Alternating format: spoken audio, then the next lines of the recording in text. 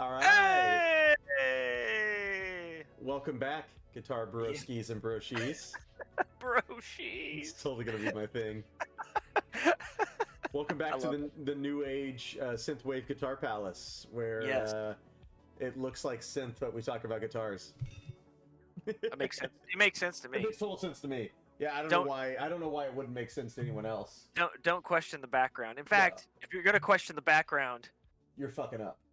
You're fucking up. You know where the door is. That's what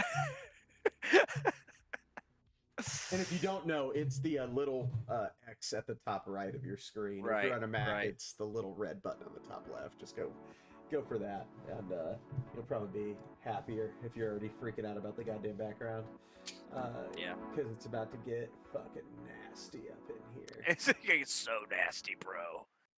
So nasty. Adjusting the background, totally, definitely all guitar music. Nice. Yeah. Okay. So we're in. We're in. Yeah. This is it. This is the real thing. This is doing the thing. Back at it. Oh yeah. It's all that. Oh, YouTube. Good times. Yeah. Yeah. This is the chat, which I'm not signed into currently. That's okay. That's all right. Chatting's for people who want to help us succeed. I don't. So we were talking about NAMM earlier.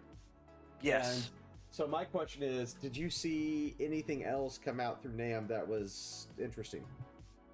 Any other releases or anything like that? I haven't really been tuned into it. So I know we talked about the Ibanez headless guitars.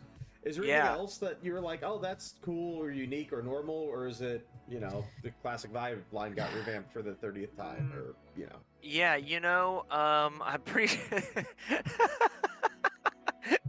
It's the we don't have a guitar in the $352 price point that Fender needs to really hone in on, but it's going to be a Fender branded guitar and not a Squier branded guitar, even though they have Squiers that hit that $1,000 mark, and Fenders that hit that like $600. Actually, don't even have any $600 Fenders anymore, do they? What's a classic player cost now? I don't even know, dude. When I started working at the music store, a standard Mexican Strat was $300. That's Fender. So they don't even call them standards anymore. I think they call them player, right? I think it's Fender player. Yeah. 750. Yes. And they totally have Squiers that go way beyond that, right? Don't they? It wouldn't surprise me. I hope they do. Okay, let's find out. Let's find out. Just because.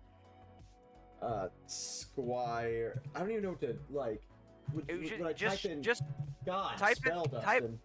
Just type in Squire and then sort by price. See if you can do that. See if you can get that highest price in there. $449. So close.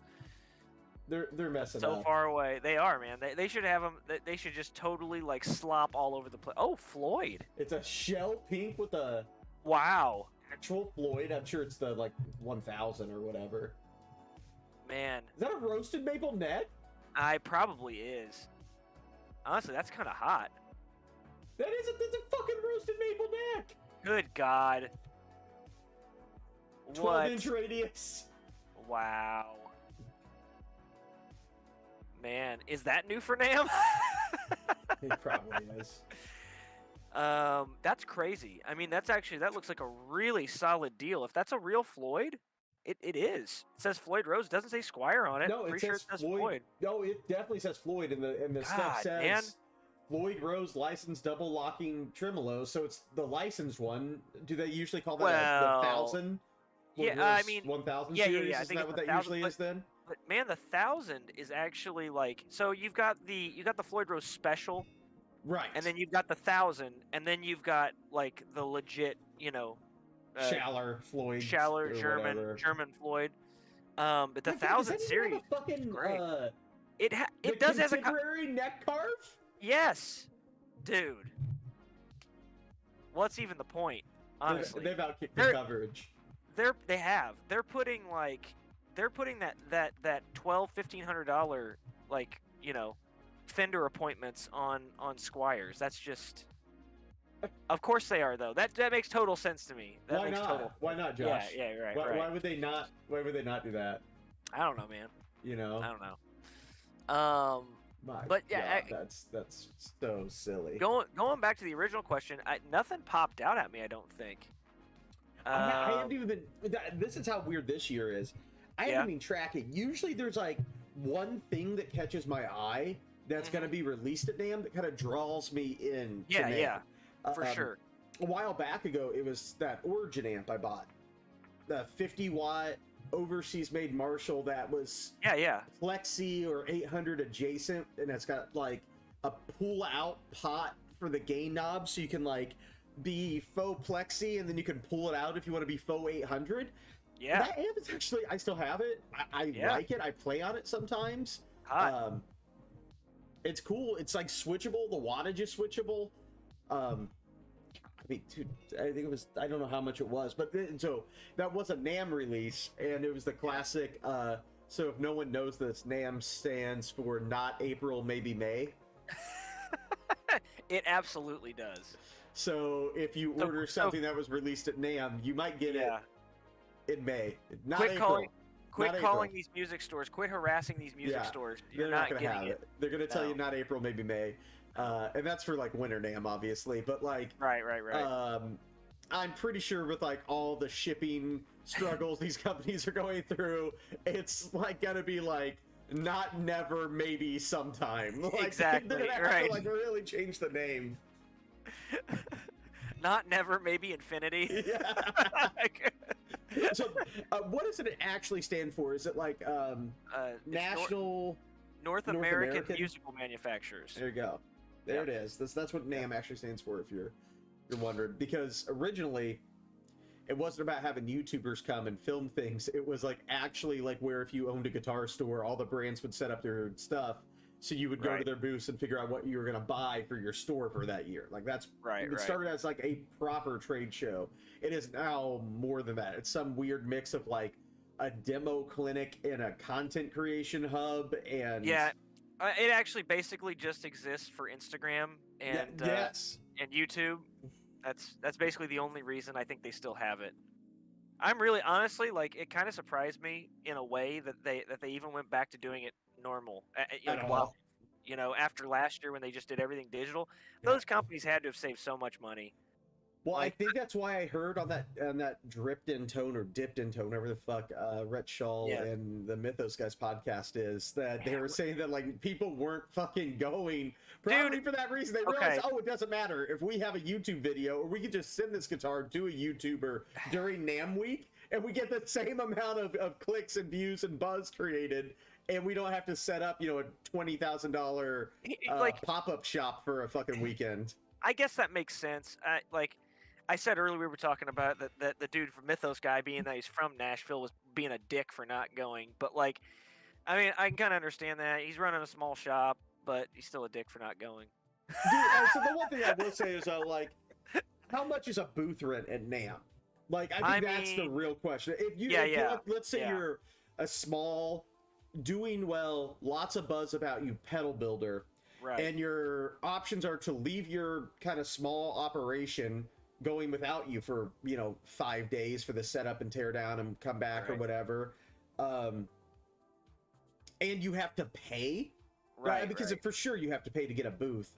For sure. If it was a couple $100, okay, but I bet if you're like in the past, you'd see those Fender walkthroughs or the Marshall ones, and like they have like a whole like auditorium hall within that expo place. Oh, dude, they would have like 10,000 square feet. Yeah, there's no way they weren't paying thousands and thousands, of dollars for those things, and then like whatever it would cost to bring your build out and have that thing. So if you're Fender, maybe that's part of your marketing budget. But if you're like a dude with pedals and you're gonna bring a couple guitars and you got to have a couple headphone stations because just so people can check out your shit. You gotta ship everything. If you're going to LA or wherever they have it, San Diego. If you're a small company, I can see how that'd be really cost prohibitive. But I think for guitar companies, it's like it can be critical or lucrative because you got a lot of shops that come and and a whole social media thing. But a lot of people, a lot of people place orders at NAMM. Yeah, A it lot. does still have that vibe where, like, if you're a music retailer and you go there, like, you might find something. I kind of really thought. Sorry, I cut you off. Go ahead. I was gonna say, I just in case people don't know, because they might not know, we both worked in a music store, so we were aware of this. But that's actually the reason that NAMM exists. Yes. It is a trade show. It's a legitimate, at least it was, like a legitimate trade show. And I think the one in California is still more like that. Probably more so.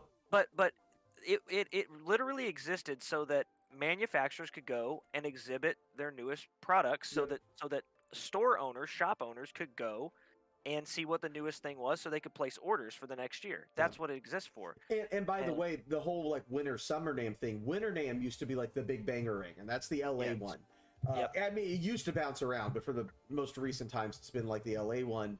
And that's like Q1, so you're getting in your orders for the year of products that are going to trickle out throughout the year, and not April, maybe May, probably later.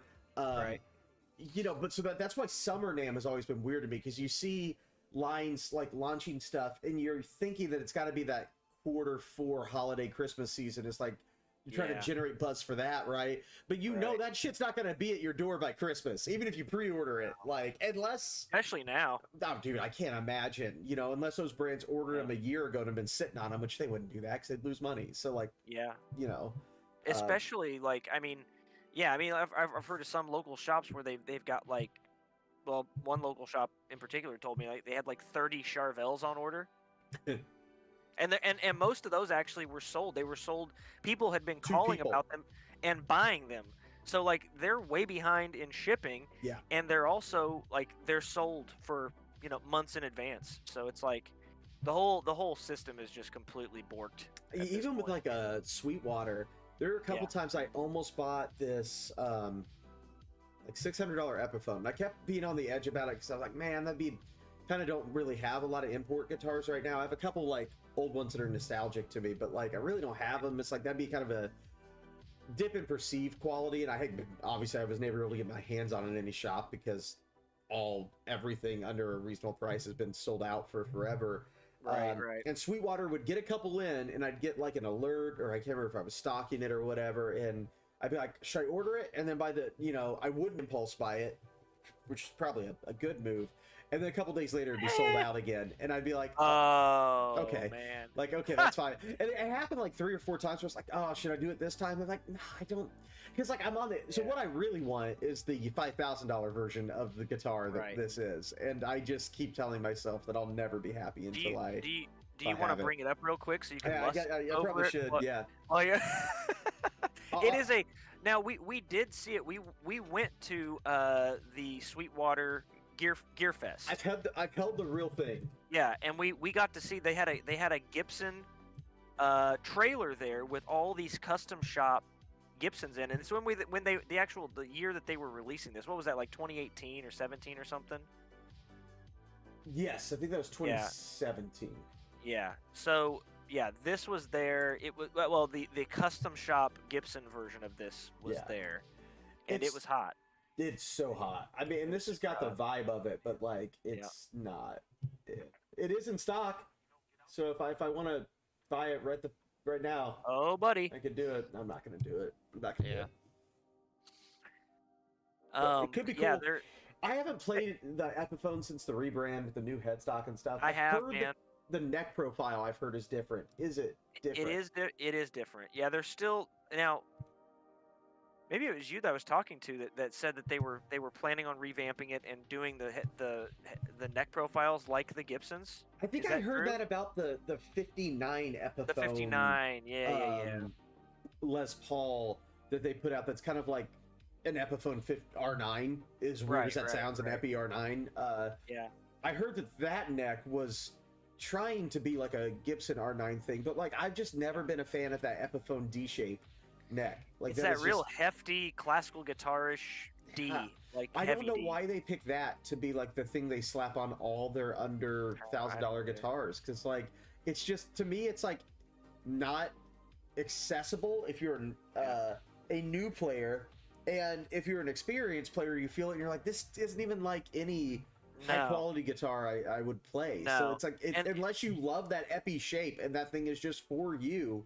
For me, that's always been the turnoff. Nothing else about those guitars has been a turnoff. It's the way the neck feels. And that's still like Gibson's getting closer to doing the thing like everyone else has done for years, where they make their affordable line just like their expensive line, like PRS or ESP. Or we just looked at a $450 Squire that had like all the appointments of the $2,500 Strats. Right. They had everything. It just says Squire, and it's made in a different place. Like, and that's still somewhere that's a point that Gibson's really kind of dropping the ball on. They still just haven't gotten there yet.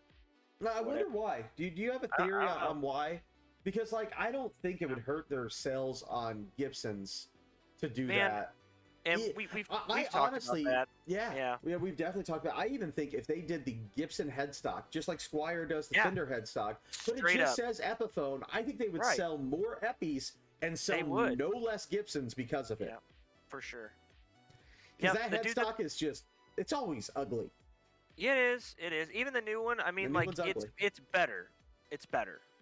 I think it's better. But it's still not there. I'm not sure which of the two I prefer, honestly.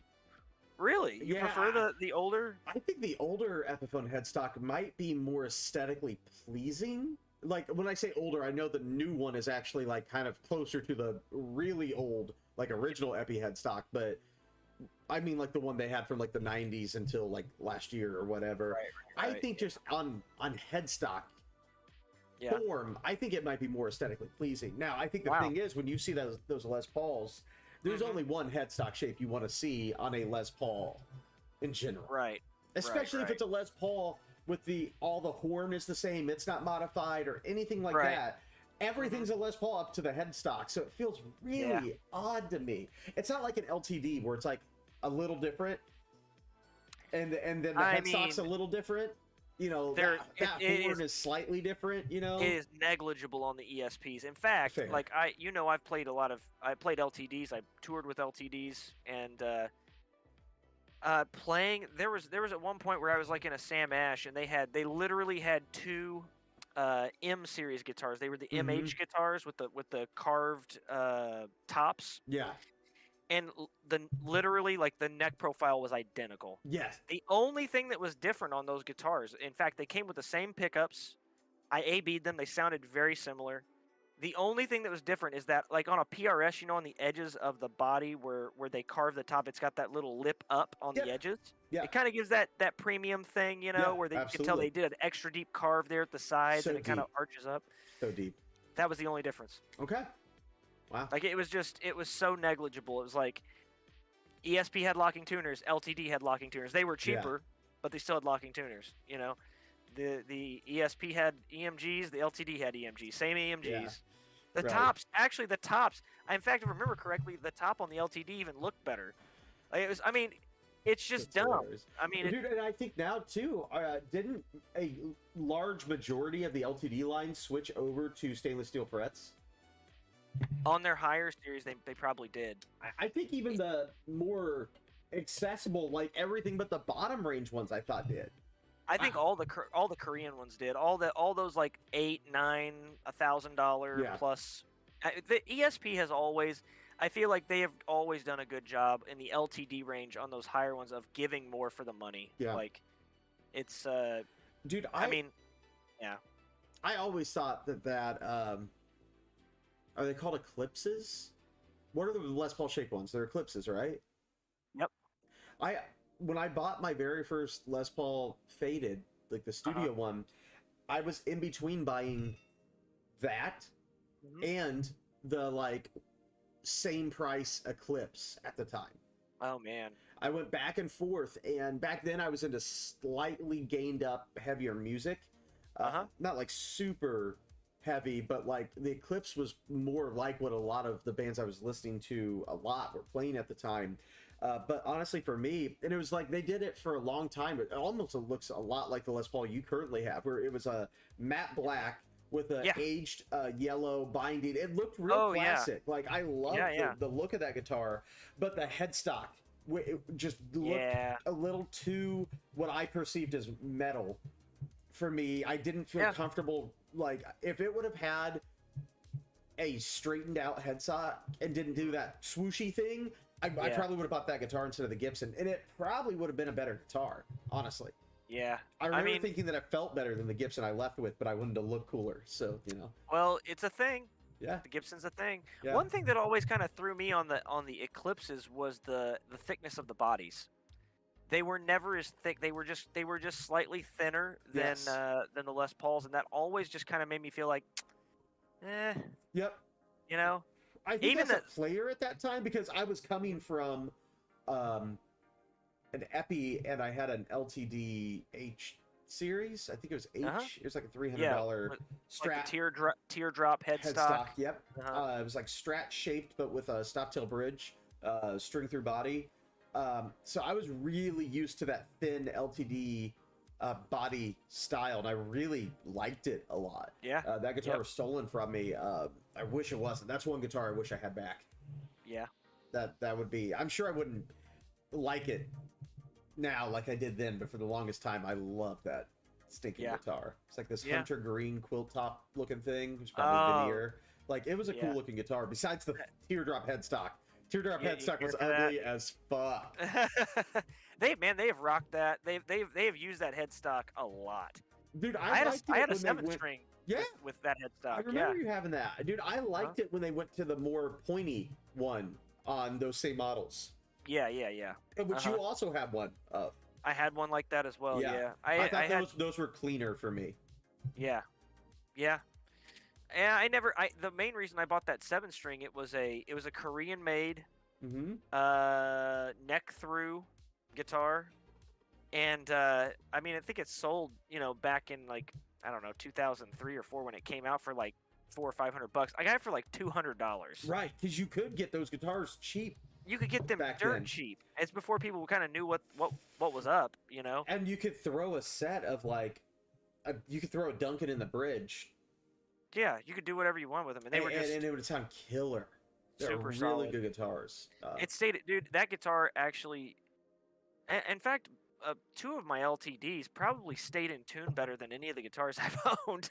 It's kind of pathetic, That's crazy, right? I paid like, at most like I think I paid $600 for that main LTD that I used on the road. Yeah. And man, it just would not move. Like, once I had it set up, and it's being in Indiana, you know how hard, A lot of temperature and humidity fluctuations. Indiana's real rough on guitar setups. A lot of weather.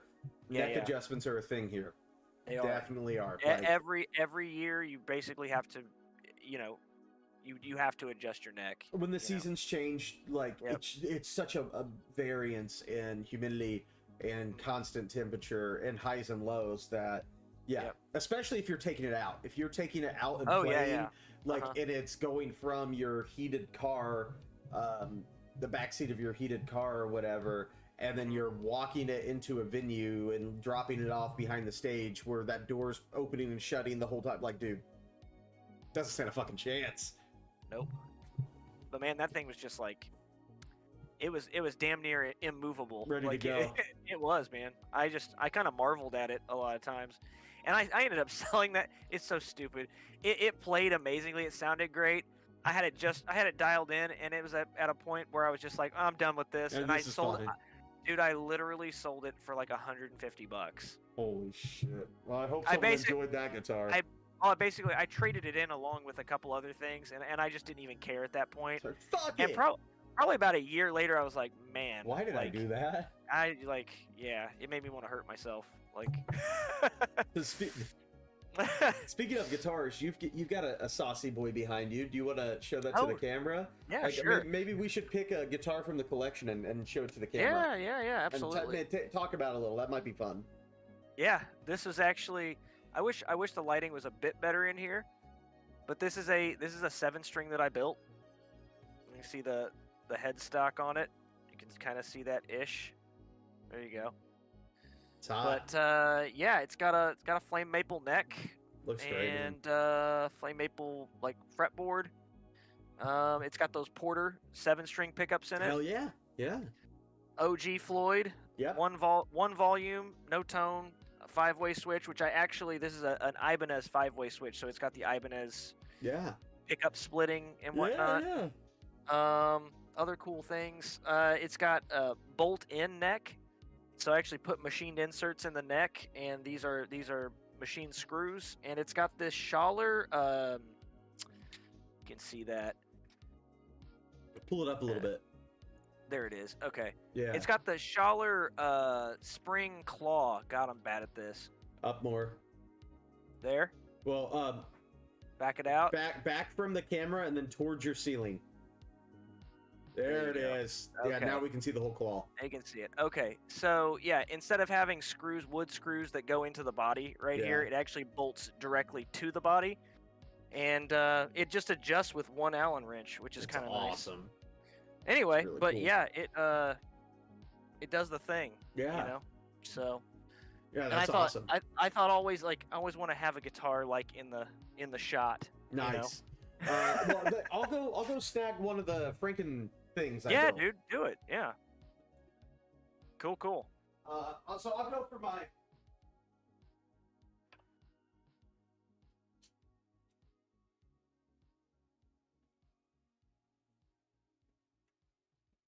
Oh yeah. This is the most recent of the Franken builds. So it's a telly. It's just a telly. So it's a piece together guitar. I didn't build this. Like Josh's guitar is literally from hunks of wood that he hewn from the earth. But mine is bought from random places and then assembled together by me in a much less cool way. So I'll give it the thing. But it is a very sexy package. Yeah. And unlike anything you can buy. This is true. So I'll go over the specs on it here. So get the headstock. I might have trouble getting it, but it is a Fender neck, like a Fender made neck. Yep. And my camera is mirrored, so it's always going to look backwards. Right. But we got a Wingay, skunk stripe, and then you can tell the neck is solid rosewood, besides the skunk. And the body is pine, which I'm really, really into pine bodies on Fender-esque guitars. Very light. Absurdly light. Yes. And so it's kind of cool. So I'm going back and forth on the knobs.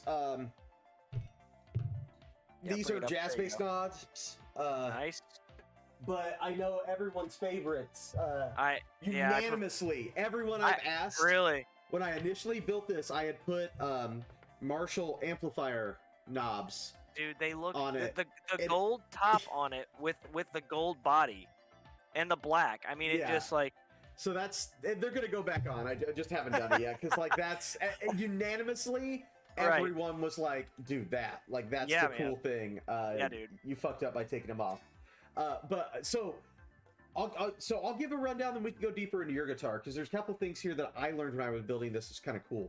Right on. One is these tuners, the tuning keys. Literally, they are like the butterbean style Fenders. But they are not inline. They are single. And this neck, when I bought this neck, this was the neck that they put on their. They had a special run of American Professional Series necks. That this is what this is. So I think I paid like $700 or something like that for this neck off of like Sweetwater. It just came like that.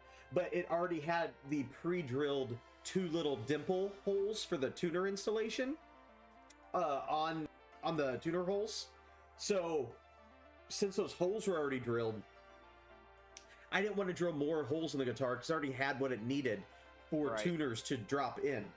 Right. And I wanted it to have the more vintagey style tuners because I just think they look cooler. Honestly. I hear that. So this is a little bit of a compromise because the front, like when you go vintage tuners, you usually don't have these big washers around them, right? They've got the ferrules that fit like snugly over in close. But these are string in where you like stick the the vintage style, but they're made to be drop-in replacements for a modern drilled headstock. So you get most of the look as long as you're not really particular about that.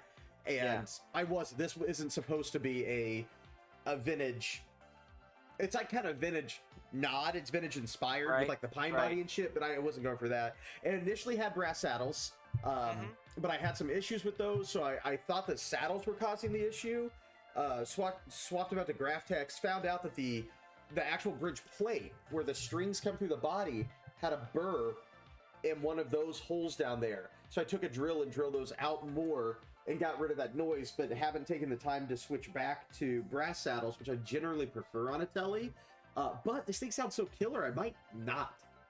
Yeah. And, like, it might just end up being Graphtech. And then I bought a vintage string spacing string tree, which didn't fit. So I saw that the Graphtech one was wider and it would fit, and I wouldn't have to drill a new hole. So I bought that. And so now I kind of have this like Graphtech thing going on too, so it kind of matches. So I think that's cool. It kind of works. The black motif. Yeah, it kind of became this like black gold top thing.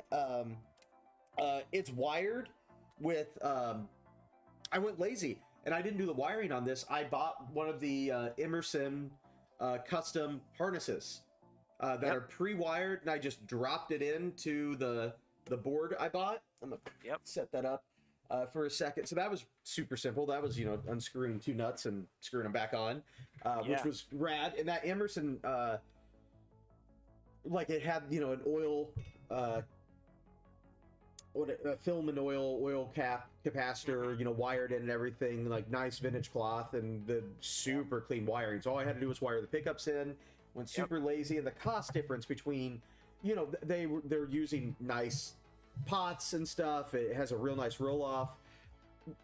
Buying it all, I probably could have saved $30, but like at some point it's just like, you know what, just send it. That's exactly what I did with the Les Paul, and I bought an Emerson kit for that too. I wish I would have had the Explorer out, because I feel like the Explorer is more in line with that telly. It's that vintage inspired thing. Yeah, it's like vintage but not type of thing. Right. I should talk about the pickups. Those pickups are the Fender Custom Shop 51 No-Caster series, which are Alnico 3s, and we've talked about our love for Alnico 3s, but that bridge was not potted, and it was microphonic as all get out. So I actually potted it myself in a crock pot with some golf paraffin wax, and that chilled it out super rad and made it like, it didn't deaden it as much as I thought it would. It really just kind of got rid of those gross harmonics. Yeah, it is still, I mean, did I lose some of the aliveness? Yeah, but on that guitar, it needed to deaden out, because like it was like on like a pushed clean, it was screaming like, oh dude, is it like even if you were like on a tweed style sound or something, it was like not gained up, just like a mush sound. It was going nuts. So I was like, dude, I have to pot this thing. It's like, it would just be unusable if not. And I thought there was something wrong with the pickups. Then I hopped on the Telecaster forum and realized that that's just how a lot of those old Telecaster pickups were, apparently. Apparently they're supposed to be like microphonic as all get out. So I solved the problem by potting it. That guitar had a lot of weird issues. I had never had as many small issues piecing a guitar together. It always just kind of fallen in place for me, real simple. That I had to use a lot of like troubleshooting, like buying parts, switching them around, checking out those bridges, being like, oh my god, it's how I figured out I needed to drill out where the strings were actually coming through the body on that metal piece, was because I kept breaking E strings, high E strings. When I was tuning and untuning, trying to intonate. And that's a classic. That's a classic sign that you got a burr. You got a metal burr. Yeah, and I was like, what's sharp on this? It's on a brass round saddle. The saddle can't be breaking. I was like, oh my gosh, it's got this thing. And what was really bugging me about it was when you would strike the string and it was vibrating, you could hear this like zing coming through, and I just thought it was the string on the metal. I thought my frets might have been uneven. They were perfect. Like, took me forever to find them because I'd never had that issue where it was the metal hole that basically shouldn't ever come in contact with the string. Really, they're not supposed to. And that was it. I don't know if they're not supposed to, but the contact that come in the string is so minimal on that break angle that you usually don't think about it as being like a part of the guitar that could cause issues. But on that bridge, which was a Wilkinson Sung-Il ashtray, it wasn't drilled right. So I had to go back in and fix it. So a lot of issues when I was piecing it together, but it turned out to be, it's a hell of a guitar now. And I'm super stoked on it. It is real fun to play. Real fun to play. That is one thing I know, that when I worked at that repair shop, the guy that ran that, he had people bring parts guitars in all the time for him to fix, and he always told people, like, if you're gonna put together a parts guitar, just get it all from the same place, like Warmoth or something like that. So you do run in, like, that is one thing when you put together a parts guitar like that, you will always run into something, generally. When you're grabbing and going, be ready. Yeah. Like, I would never recommend a parts guitar be your one and only, especially if you're gigging and you got to make it to a gig.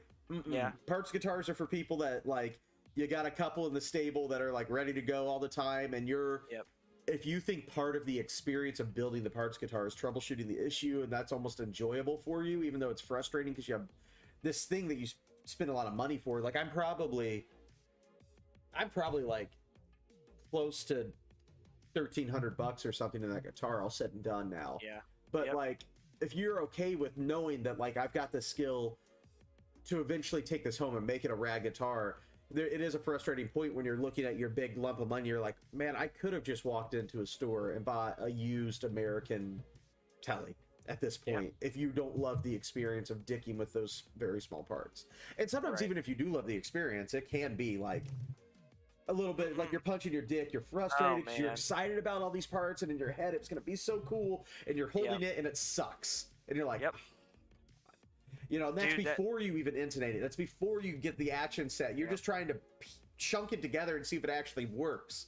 Yeah, it's a thing. That was my experience with that Explorer. That Explorer was a kit guitar, so the neck came with the frets already in it, and everything was unfinished. The body was unfinished and everything, but like, I wanted different frets in it, so I ended up taking the frets out, and the fretboard was made out of Jatoba. And it was the most Jatoba, but it was a. I ended up having to refret part of it like 3 times. That's a tree that only grows in Wakanda, by the way. It is. Thank you. Marvel reference. It's a magical land. Yeah, so you run into things where if you're putting together guitars like that, whether they be a kit guitar or just parts that you're putting together, you're getting into uncharted territory, you know. Which is fun.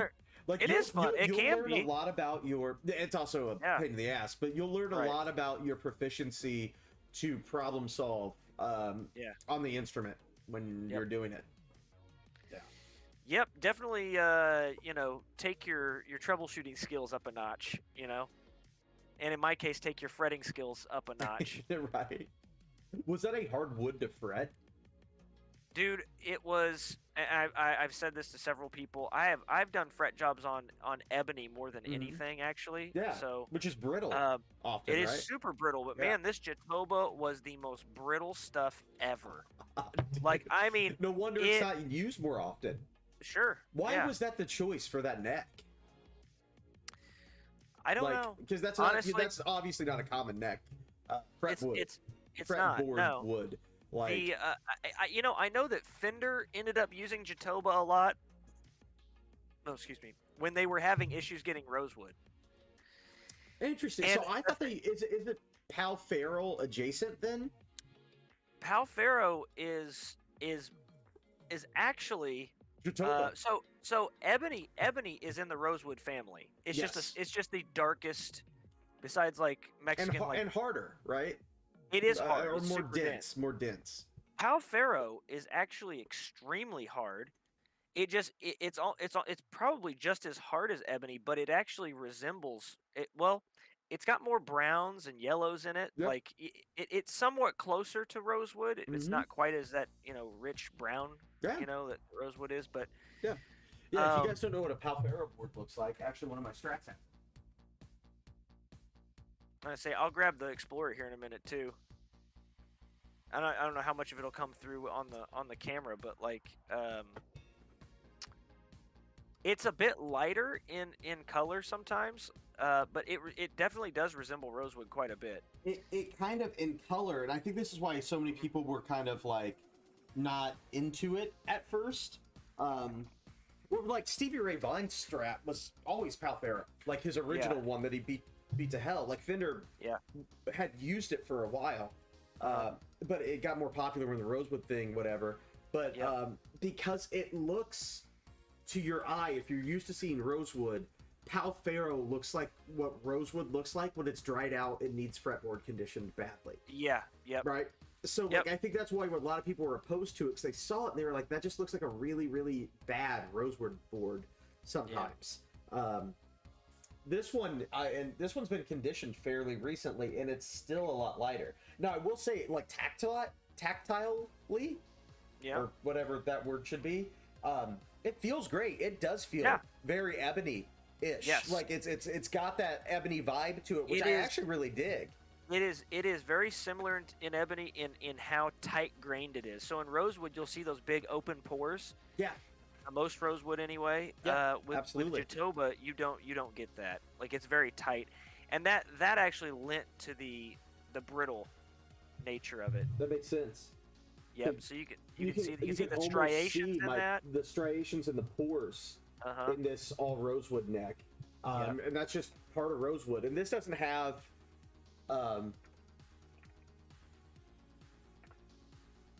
finish. If it does, it said unfinished on it.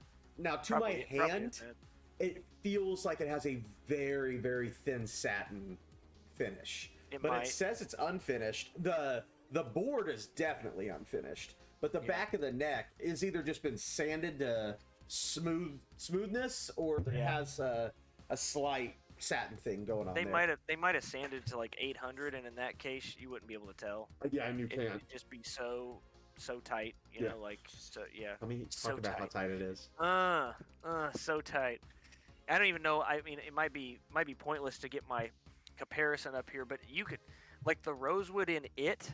Let me see if this will reach here. I don't want to knock anything over.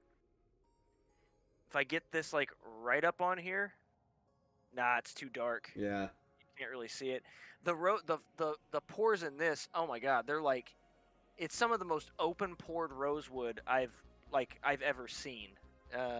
It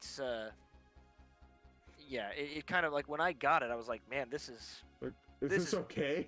Yeah, right. I was like, I've never even seen, but it's just, I've seen it before in passing on other guitars. This one just has, it's just got super open grained rosewood in it for some reason, for whatever reason.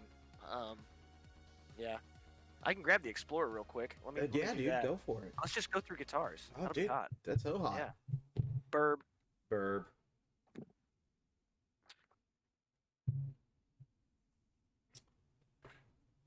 Yeah, so I counted.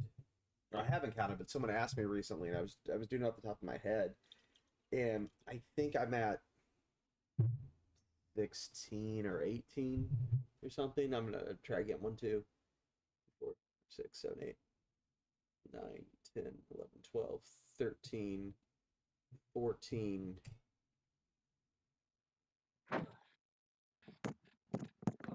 $15, 16, 17. Okay. 18, 19. I think I have 19 guitars. Lord have mercy. Have mercy. I was gonna say I've got. Let's see. Right, I was trying to count. So I've got 6 accessible to me. 7 with the bass. 8, 9, 10, 11, 12. Sorry. So we're doing okay. We're doing okay. Mine aren't all accessible to me. This right now. This is, man. You can't. It's so dark in here. I apologize. I could flip that light around, but it'd be like, you know, the light of truth. Hit. Seriously. It's okay. We'll do a rig rundown episode at some point. It's so dark you can't even see, like, the headstock. No, you can't. You can see that kind of. I did put the stinger on the back of the headstock. I love stingers. Though. I love stingers on headstocks, dude. Oh man, you can't even see that. It'll focus. There you go. It's got it. There it is. That's the stinger. Okay. Anyway, this is the Explorer. This has got the Porters in it. With the Mishawaka fretboard that we were just talking about. Yeah, the Wakandan fretboard. Yeah. But super, super dense, super hard. Yeah. And this one actually. What's the body? Is it mahogany? No, this is actually black limba. Okay. You see that it's got the kind of dark. Yeah, that's what they called me in high school. In it. That's. I believe it. Yeah, you can see it's got a bit more of that sapwood right there. Yeah. But yeah, the neck is awesome. the neck's black limba too. And I actually ended up putting the Oh, who makes these?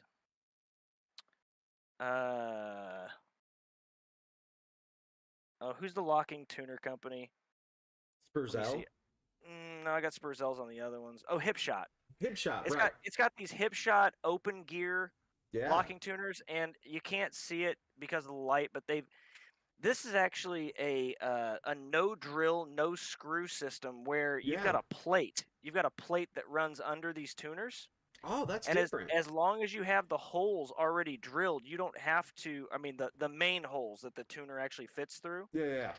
You don't have to drill any new screw holes or anything. Oh, that's awesome. Because it's got those retainer plates. So that's really cool. That's a really cool way to do it. Yeah. I have some compression fitting, no drill, tuners on a guitar, but that's a cool way to do it. Yeah. For sure. Yeah, and that's got those Anthem custom Anthem Porter pickups in it with the Alnico 3s. That's a baller. Yeah. It's a mean guitar. But I set it up. I aged the hardware on that. Hell yeah. So I got the oh man, there's a certain type of acid that you can buy. And you basically fill a dish with the acid, and then you put the parts in another dish, and you put a lid over it, and the acid actually ages the fumes of it. Yeah. This stuff is so caustic. Is it starts with an H, right? Is it hydrochloric? It's not hydrochloric. It's hydrochloric adjacent. Okay. And I can't remember muriatic. It's muriatic acid. Yeah. Right. Yeah. Yep. So I did shit right there. I did the tuners, the stop tailpiece, the bridge.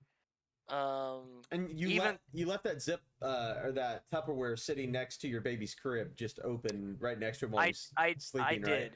Yeah, you know what doesn't kill you, that old adage, you know. So this is how Pappy would have done it. He can now can murder people telepathically. So you know, stranger things. It's fine. It totally worked out. That's a true story, folks. It's true. It's true, homie. It's true. So when you were looking at Explorer kits, and you saw, I really can't remember that neckwood name.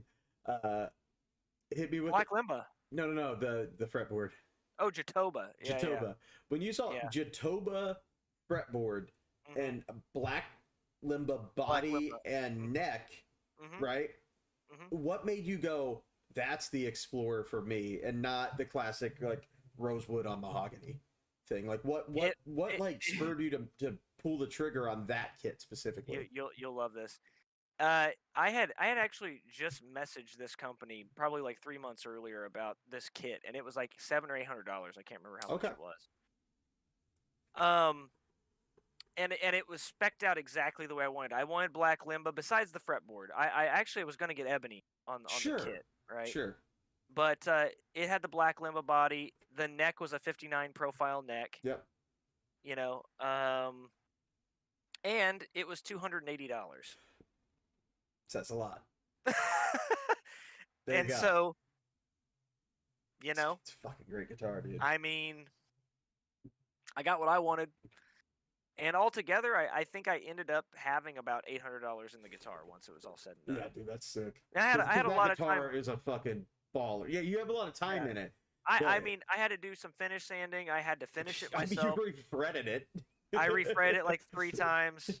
Basically, from the 15th fret down, I think. From the 15th fret up, so 15th to 22.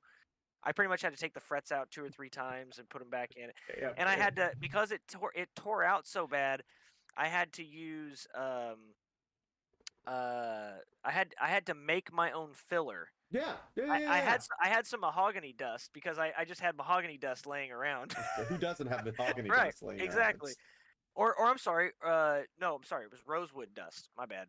I have all dust. I have all of it. Yeah. So from past builds.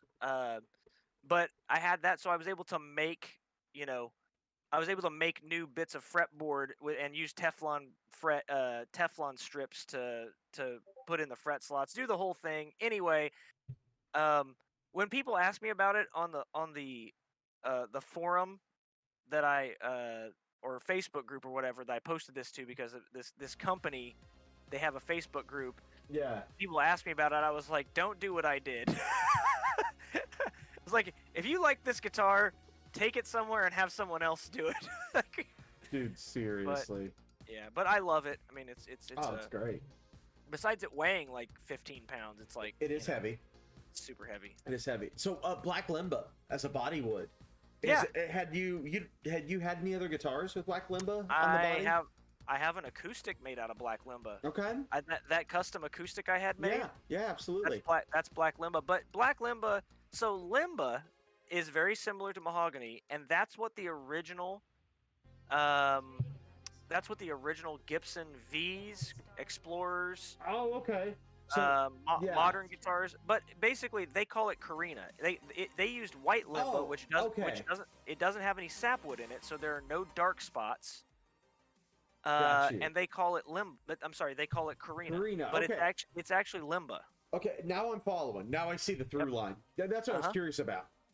Yeah, so I didn't know that at all. So I would never have put that together myself, knowing that those are the same. It's a classic guitar wood. Well, that's absurdly classic then. I mean, a Carina Explorer is like the Explorer, you know. Exactly. So like, now I'm tracking. Yep. I'm going full speed. So this one is the same deal, but it has that dark sapwood in it, and so they call it. Which looks awesome. I love it. Yeah. I love the acoustic I have too, made out of it, and it has way more of the sapwood in it. Like it has it's That acoustic turned out really well. It did, man. Yeah. Yep. I need to adjust it right now. It's kind of out of whack. Yeah. Going back to the whole Indiana weather thing, you know. But it sounds fantastic. Yeah, I picked up my Gold Top the other day to play it, and I think I had played it like a couple weeks before, and every single string was sharp a whole half step, but like a half step. So the E was still E-ish, but the A was A sharp, the D was D sharp. Like I was like, what the hell? I played this thing like a week ago. Like, yeah. All it takes is that that one serious weather change. Yeah.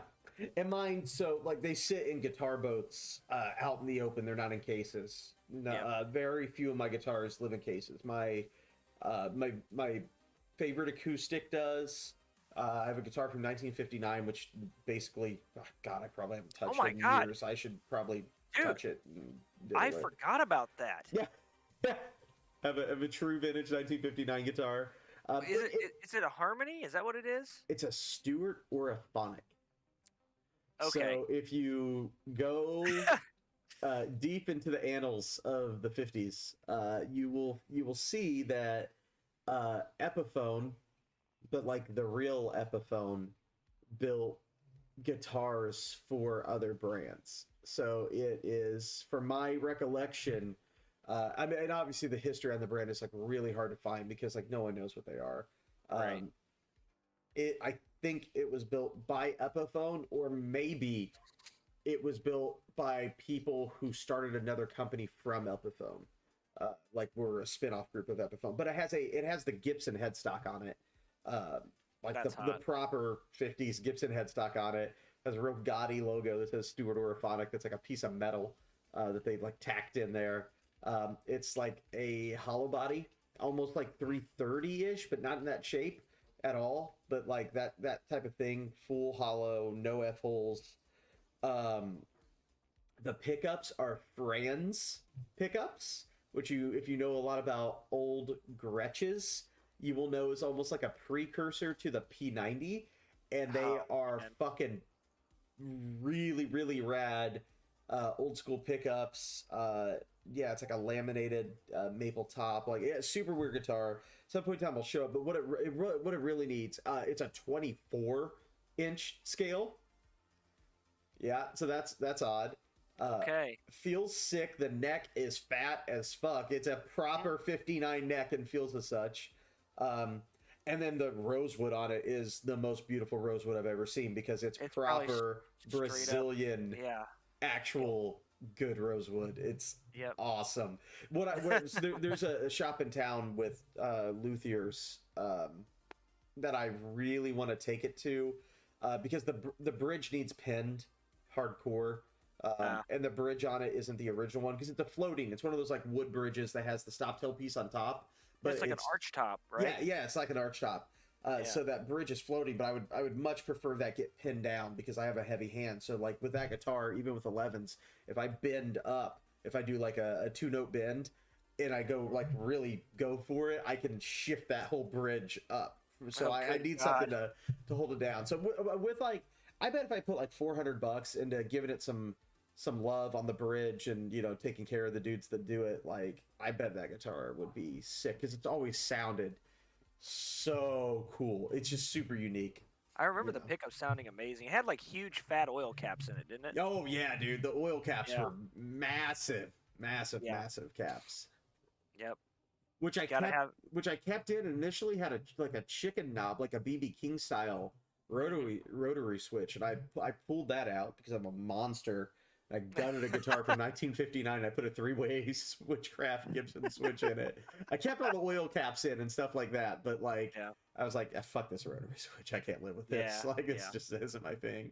There's only 2 pickups in it. I don't know what was trying to rotor to. Like they're 2 single coils. Like they didn't know what they were doing. It probably had a bunch of like I still have the switch. Like I kept all the guts and everything. I should probably look at it because I bet each one of the positions probably had like a bunch of resistors or something on it that made it sound really cool. But at the time it was just like, nah, we went 3-way straight in, do the thing. Well, you know, you gotta do you. Yeah, well, dude, and the tone knob is basically off and on because it has a 1 meg tone knob. Oh yeah. Like the pot is a meg, so it's like all tone, and then you just hear it turn off, basically. There's no tone knob. There's no rolling at all. It's like, it might as well just be an on-off switch. I was going to say, it'd be even better if it literally was just on all the way, and then it had that click where it went off, you know? Dude, it doesn't have the click, but like audibly, that's exactly how it feels. Like you can't hear anything changing, and then it's just gone. Well, that's like the difference, you know, there's the linear versus audio taper volume pots, and that's like the same way with those two, so it's probably just...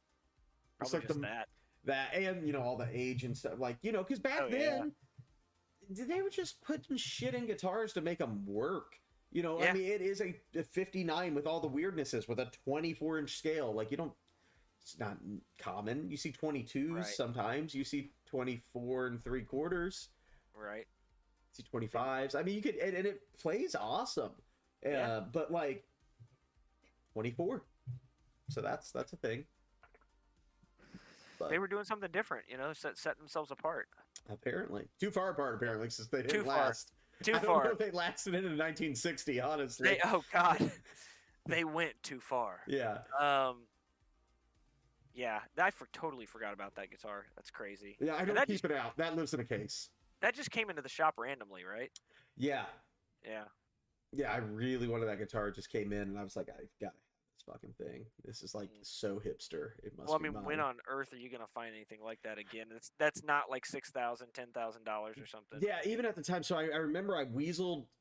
I felt like I got ripped off because the shop had paid like $100 for it from this guy. Oh my god! So I wanted to pay like $300 for it, and I ended up paying $600 for it. And there's like been 2 that have sold on the internet like in the past 15 years because I check randomly, and they're not like my guitar. They're like different, but from that same brand, and they've gone between like $1,500 and $3,000, and that's like back, you know, it hasn't been sold since the pandemic prices. Right. So I would love like I feel like it's one of those guitars that like the right person could pay a insane amount of money for it, but it's not like we're an old Epiphone or an old Gibson where people know the story. Like someone would have to like know and be looking for it. One day I hope that like the Black Keys or something buys one of the other 3 models that still exist and makes it super famous, and I'll just fucking sell it for 10 G's. Dude, and you fucking just need like ride into the sunset. You need one of those. You need like, you know, the Black Keys or like what is it, Iron and Wine or something like that. Yeah, you need one of those dudes with a flat brimmed, you know, hat, Undertaker hat to like start rocking one, and those prices will just go through the moon. Yeah, dude, for sure. For sure. That's one day that's my dream. Make your 10 G's on it and then run away. Fucking bail. Laughing. Yeah. Yes. Use 5 of them to buy that SG. Exactly. Happily, right? Yeah. And then buy 2 other Les Pauls with the rest of the money. Dude, seriously. That's the dream. I need to loan it to like whatever the cool hipster band is, like Kings of Leon or whoever oh it is. My, like, oh my hey, God. you guys could use this on stage for a year. Just I need it back after that year. By the right, way. right. It'd be worth $30,000 at that point. You might even, you know what? The right hipster gets a hold of it. You might have a Lambo on your, you know.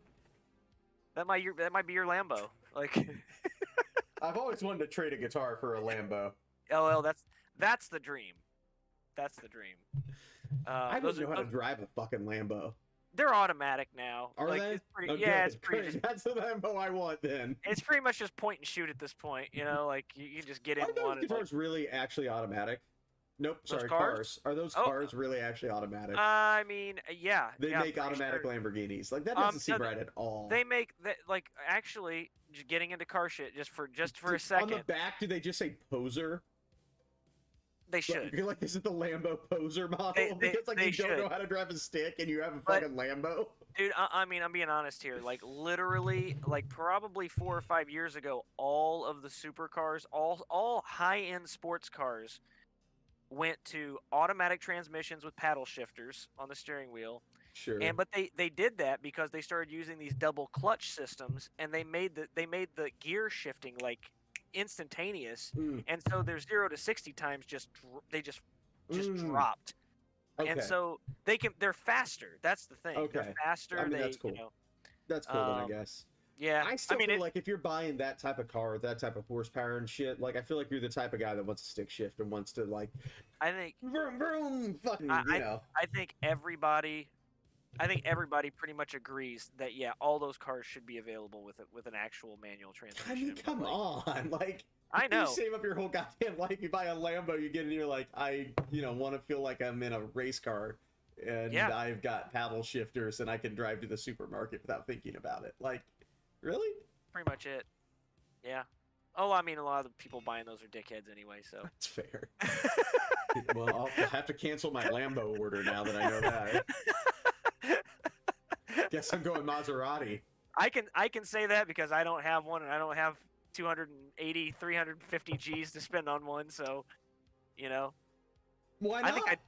I think I'd buy, honestly, if I were those dudes, I'd buy a 70s death trap Porsche or something, like. That'd be hot. It would be hot. It'd be super hot. You can make a car death proof? Right? Someone should make a movie about that. They should. In fact, we should call Tarantino. He should look into that. I feel like he'd dig it. Yeah, I think so. Maybe get Kurt Russell in on that. Grande nacho platter. I'm just throwing it out there. Just saying. So, actually, that last Rogan podcast with Tarantino, he talked about that. Yeah. I think you told me about it. I still haven't watched it. I need to. Oh man, that's a great one. And he actually talked about Death Proof, and it's pretty crazy. Crazy, but it's fucking sick. I was actually thinking about doubling back to what we first talked about. I haven't seen nothing else from NAMM has caught my eye yet, which I also thought was interesting. I did tell you earlier about the whole PV thing. Yes. Where the Gear Gods dude was just basically like he took a snapshot. PV just had a table. They literally had a table there with like one of those garbage, like one of those plastic signs where it's like it's all one piece, like the base of it wraps around and then folds back, and you can just slide a piece of paper into it. My God. That's literally what they had, with a QR code on it, so you could check out whatever they're making now. And they had a bunch of PV stickers like littered around on the table, and that was it. Someone gave no fucks. Not even a Dude, tablecloth. like, I mean, they are the worst run. Yes. Best brand that exists. Like, if you want to talk about a guitar company that's mismanaged an entire portfolio of cool shit and become a fucking footnote in guitar gear. Yep. It's sad to see what PV is compared to what they were. Like, not even that long ago. It was not that long ago that PV was fucking really, really doing awesome and had a lot of things that offered at reasonable prices. Amazing guitars, amazing amps. They made great, killer, like affordable PA shit. And a lot of that shit done in the USA by USA all done workers in their own production facility. Yep. They had a full. Away. Oh, dude, all of it. like all of it. PV used to be the thing. If like you're like, I want to buy an American-made guitar amp, even like the 2000s, like 2005, or when we were working in the shop, like 2008. Like, I want to buy an American-made tube amplifier. Yep. Okay, well, it's $2,000 for a Fender Deluxe or whatever, like a 65 Deluxe. Like, well, I don't want to spend $2,000. I want to spend $1,000. Right. Well, you can get this hot rod, but it's Mexican made already by the 2010s or 2008, or they were American for a bit and then they switched. And then it was like, well, but you can still get this PV Classic 30 for $800. That's American made, and for the people who like really cared about that. Yeah, now, nah. I bet none of their shit's American made, right? I don't think it is. Because they don't have like a high end line. I don't even think I could be wrong about. Do they even have an amp line?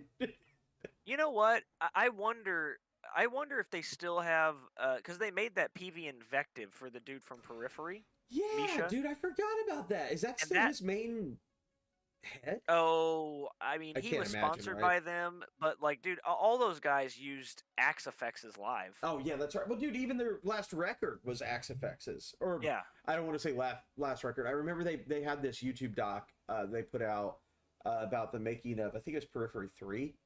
Right. And all of that was Axe FX's going into the Claret Pre X. Yeah. And you know what I mean? He could have taken a profile of his Invective, he but like, for that record, I don't know if the Invective was out yet. Might not have been. Honestly, I think that might have predated that sponsorship. But still, that was like the last thing I saw them release that had a lot of press around it. And, yeah, they've put out shit since, right? I think they put out something very recently. Oh no! I was talking about Periphery. Oh, I don't even know. I think Periphery has. I'm not a huge fan. I like that album all right, though. And that's not really my scene. But I thought they had a couple songs that were really cool. But yeah, PV, dude, to me, that was the death rattle. Like, that was the last thing I saw that they put out that I was like, cool, that could be cool for someone. I think that might have been them trying to get a foothold, maybe, back in the industry to do something, but it seems like the place is, or the company has just been so mismanaged that it doesn't even, Well, dude, and honestly, you pick the Periphery guys, you might as well have gone to Devin Townsend. He'd be like, gear whore. Like, actually, don't tell me. He was sponsored by PV at one point. Gear whore. He was, yeah. They were making guitars for him. Love you, Devin. That was actually like he was. Yeah, and then before his Framus stuff. Yes. For as often as I talk about me not knowing much or liking metal, I really know a decent amount about metal. You know an awful lot about it. It's true. One day you're just gonna see me, and I'm like, Josh started a new band. It's prog metal. It's just all gent. I'm like, my setup. Right. Is like, name some high game. It's like, feel like a Bogner Ecstasy. And I've got a tube screamer, and then a noise gate, and then a tube screamer, and then a noise gate, and then a tube screamer, and then a noise gate into the front end of the amp. Like, I'm like, oh my god, I'm just like, as long as it sounds like a tugboat being drug over concrete, and it's very start and stoppy, and you use nothing but the low string, your lowest 10th string. Oh, I wouldn't even put the rest of them on there. No, just get a hockey stick and put the lowest bass string you can, one string on there. It's who was it that did the gent thing? That was it's a broomstick with one fret and like a piano wire, or like a bass string. Which is Jared Dines. That sounds like a Jared Dines thing, doesn't it? Probably. And he had the video. It's just like the classic like like two notes. Add two notes. But does it gent? It gented. It gented so hard. Yes. So hard. I also saw he did that like Gent 2020 with like that ridiculous guitar. Did you see that shit? Oh yeah. With there was 20 string. Wait, was there an even? Oh, because he did the one that Ormsby made him that guitar that was like 17. It was like 2017. Yeah, I think he kept. And he went up. And then I saw one recently he did that was it's like Mountain Dew Gent or something. Hang on, Mountain Jared Dines. Jared Dines. Did you pay attention to his Instagram much at all? No, not his Instagram. Dude, he did a thing where he made some offhand joke about OnlyFans, like him having an OnlyFans, and like, dude, the people following him started trolling him so hard about that. It was like it basically like it was like, bros, you have to stop talking about this OnlyFans. Like, please stop talking about OnlyFans. Like, it was indeed. That's insane. A joke. That is completely insane. He actually plays that thing in the video too. So this was like the most recent one I saw that was ridiculous. I guess it was like a meme for a while of like something to do with Mountain Dew and Gent. Like, I don't understand the reference. So like maybe there's like a thing I don't know about. God damn it! Can you stop giving me pop-ups? And somebody took up, like, they took up the cause. They took that mantle. Yeah. I mean, dude, look at that. I mean, that's fucking. That's absurd. That's Why? insane. I don't even know. I mean, I know I'm old, but like. But why? Seriously. Yeah, I don't know, man. That's ate up. That's gotta be such a pain in the dick to play. I mean, like, just to have sit on you. Seriously. Like, he plays it in the YouTube video. I don't know what YouTube copyright is like, or I would just play it so we could watch it. But like, I don't know if that's like a thing that's acceptable. But like, dude, I mean, there it is. He had it laying down on his lap, trying to play it like a piano. I was gonna make a joke about that. So but. he tapped on some of it, and then he would like flip it up and durka on it.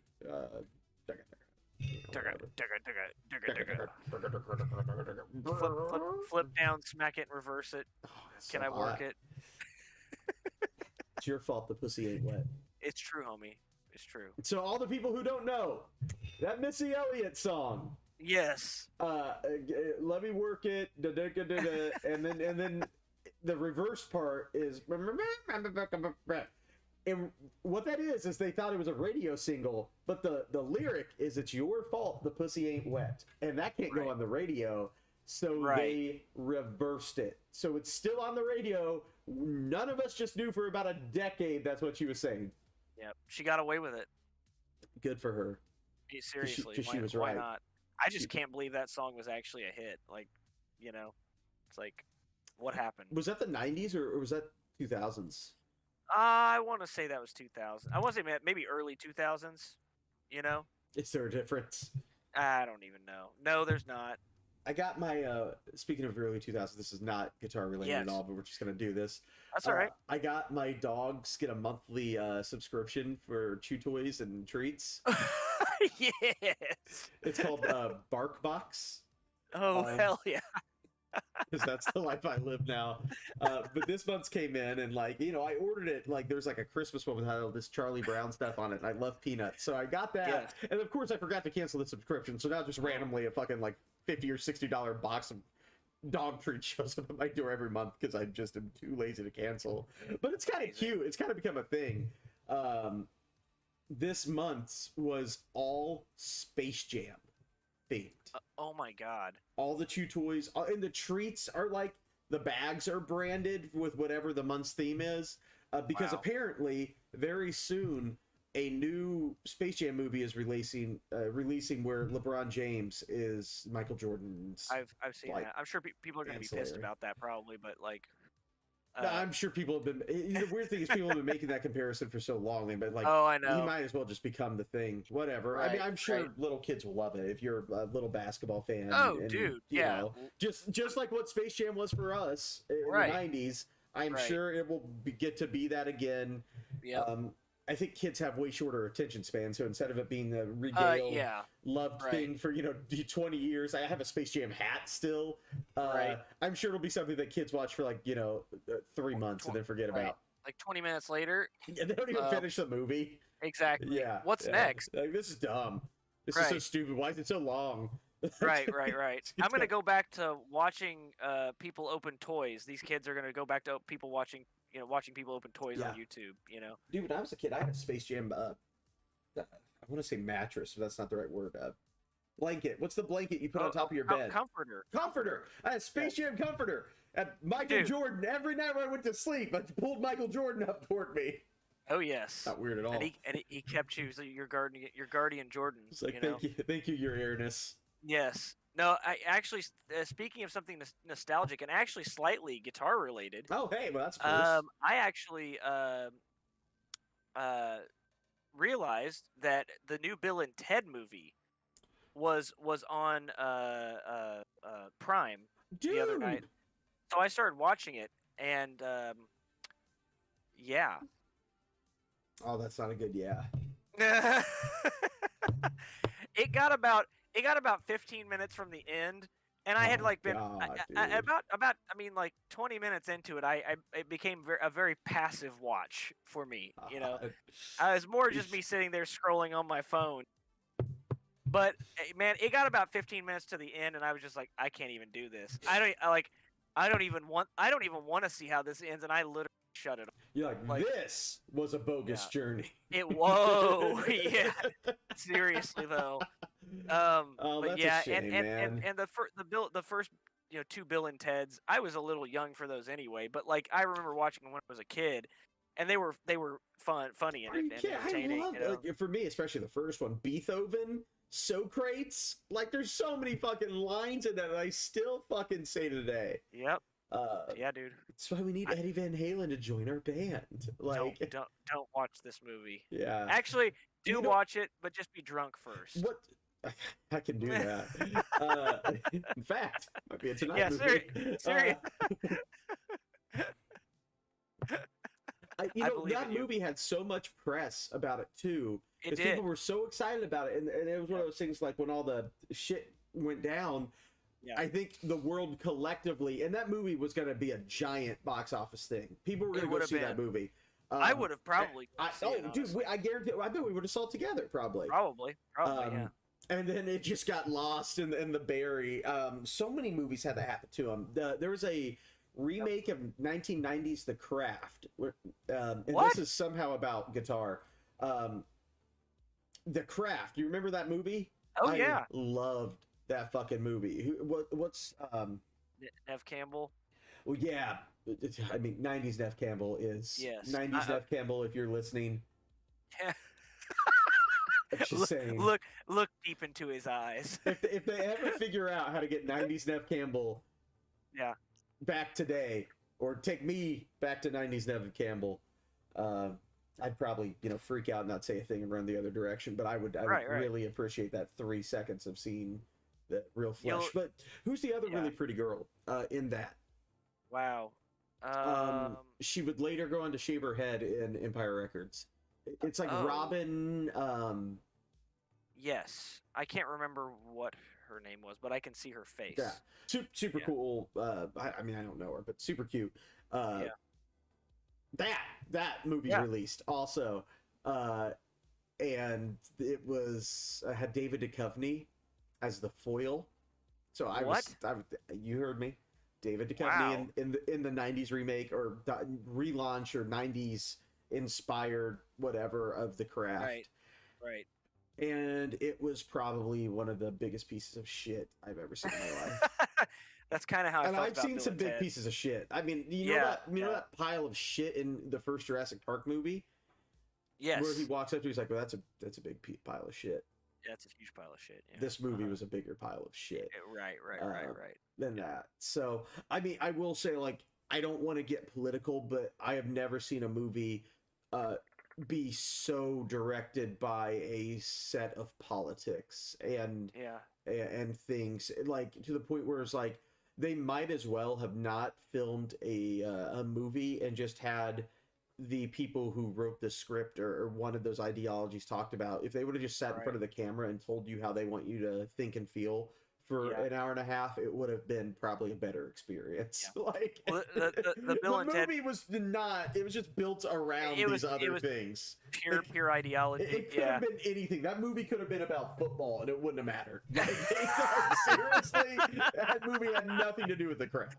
Like, the Bill and Ted movie had a strong woke thing all the way through it. You could tell it from honestly, like the first 5 minutes. Sure. Yeah, and it just. Yeah, it's like just where we are. And I don't care if there's if the people who write the movie want to say something, I think Right. that is the time when you say something. I think art is actually the appropriate place to have the um social. I think art is an acceptable social battlefield, honestly. I think that's where those conversations should be had, is between artists expressing the views of the people that they're representing. I really do. It is just shit when it's done in a shit way. Like, you can Well, have something that is meaningful that you really believe in, but you're just shit at expressing it. And that's how I felt when I was right. watching that movie. You Yeah. know, it had nothing to do with like my thoughts on those particular issues as much as like you're just shit at making someone feel a specific way about an Right. issue. Like, if you did this artistically, it could be interesting. Anything can be interesting if you have like a real heart behind Well, it. But this was all yeah. message, no heart. And it's like, dude, you're like, I don't know if the people who wrote these things even had the experiences that they're writing about, type of things. Right, Like, it right, feels right. empty. This feels like a shell Yeah. of a concept, you know. And So I feel like the same thing happens with music, you know? yeah, and I think it absolutely does, and I think Yeah. that's part of the issue with. I think there's two issues going on in like modern music and modern rock and roll. Well, three. One is the money and the that part of the industry thing, but let's skip Right. that. But like, I think one issue is the lack of ability to pay attention in the common populace. Where when I was working with teens and preteens, you know, when I was a teenager, if I said Taking Back Sunday was one of my favorite bands, they were probably going to be one of my favorite bands for a long time. It is now like nearly 20 time. years. Like, you know, like, so when I was 15, I said Taking Back Sunday is my favorite fucking band ever. Right. I apparently actually meant that to like a really absurd degree, and like Right. maybe the next week I'd be like, "Take your Jimmy World's my favorite fucking band." Well, I'm 34 and they're still my two. Like, I mean, do I have to pick between them? I mean, it's semantics at that Right. point, but I'm still like actively listening to both those old albums and the new shit they put out when they do, and whatever.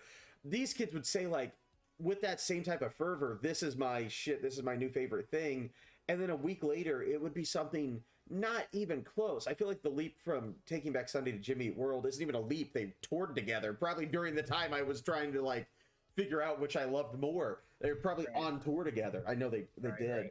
But they'd be, one week it'd be this thing and the next week it'd be this completely different thing. It's like, you don't even have like, I feel like when we were younger, you like, part of your like teen identity was finding your genre, your thing, like your music expression level, and then diving deeply into the cesspool that is all the regurgitations of that one genre.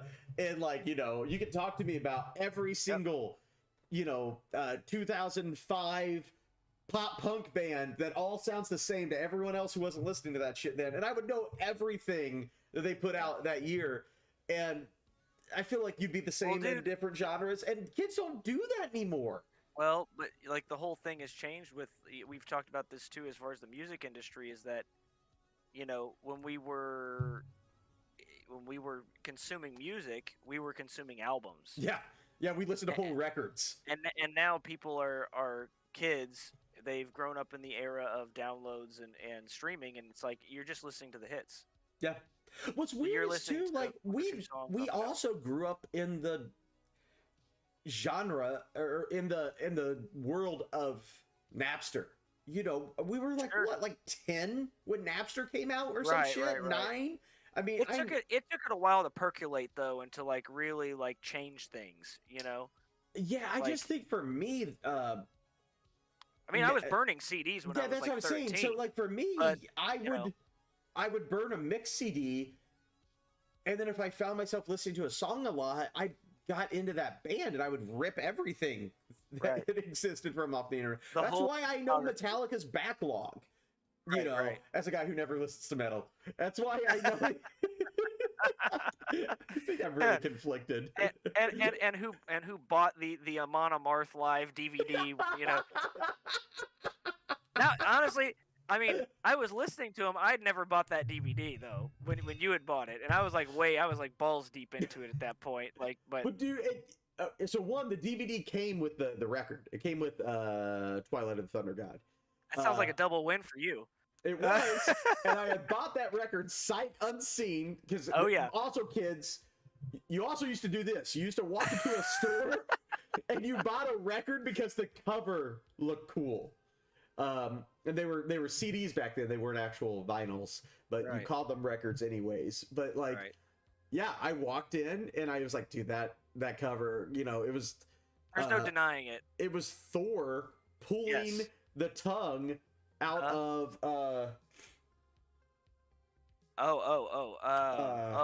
what was the mighty serpent? During Ragnarok, right? Like right. Yeah, whatever the mighty serpent's called. I know. Dude, it's gonna. What was his name? Oh, I can't. I can even hear the lyrics in my head.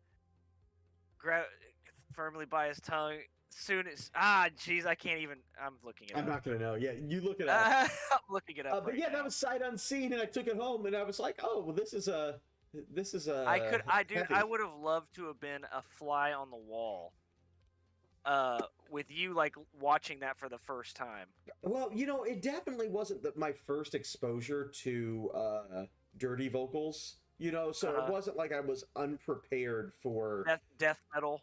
Death metal, yeah. I mean, I was, you know, had I listened to tons of death, that was. So what I will say is that was probably one of my first real death metal, real European death metal bands, right? Like, so I had listened to a lot of American metalcore, which is like very like death metal inspired. But that was probably like the first time I listened to a band. I was like, oh, these guys aren't like gonna hit me with a pop chorus in the same way. Like these guys are a metalcore band. But they did hit you with a pop chorus. They do actually still hit you with a pop chorus. So you know. So the serpent's name, protector of mankind.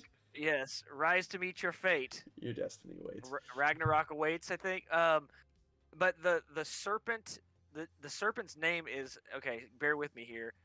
Jormungandr. Yes. Yeah. Yes. Yeah, absolutely it is. Yeah. Which I actually have tattooed on my back right now. I'm kidding. That'd be sick, dude. Dude, my bass player buddy Jeff just got the I'm gonna butcher these stinking names because I thought they were I called them Oni and that was actually incorrect. Oh dang it, I deleted the thing where he told me what they were called. But he got the Japanese god of thunder and I think wind. Like one is like a chaotic spirit and the other one's like a little bit more like brings peace, but they always work in tandem type of thing. I think. Does he have like the full body like Japanese mobster? He will full body like suit. So this is from like his like armpit shoulder, and it now like he just got the lines done. It still needs shaded in, but all the way down to like boom. Oh my god, man. Yeah. So he has a full like Japanese koi sleeve from like wrist up on to the shoulder on one arm. So this is kind of like a continuation of that, and the other arm is just pieces that are like different life pieces, like that are just completely like, you know, this was my old band logo and shit like that. So one arm is like super Japanese, and then his chest is gonna be Japanese. Dude, I'm sure eventually he's gonna have like a back piece of like a fucking giant ass dragon or something. You know, and his legs are he has one leg is a whole piece in black and gray shadow that's a skeleton and an owl, and really intense. Like he's super tatted. He's got mega tats. Tats for days. Yeah, talking about, I don't know how we got onto tats, but that's all right. Yeah, because you're gonna get Jormungandr tattooed onto your penis. Right, exactly. Right. Yeah. It's gonna have to be next to the welcome aboard tattoo, but I'll work it in there somehow. So. Yeah. Hi ho, baby. Hi ho. Oh, yeah. So, yeah. But let's hit one more guitar topic and then wind it. I'm trying to think. Is there anything on your? I have something that I think is coming up on my purchase horizon. Okay. What about you? Do you have anything that's like you're kind of looking into, or or anything recently?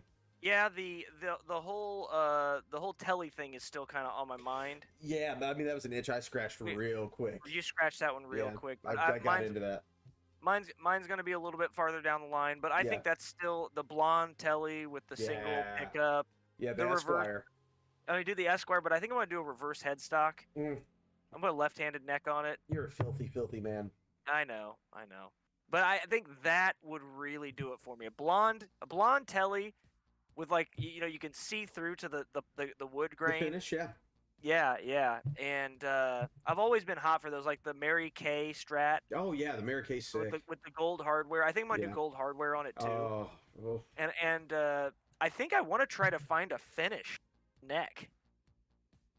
Like from the country of Finland? No, well, yes. No, I don't know. I could go either way. I thought a gloss neck would be cool on it, but also like if I could find a real chunky flame maple neck, that would be cool too, and I'd do a satin finish on that. Yeah, that's hot.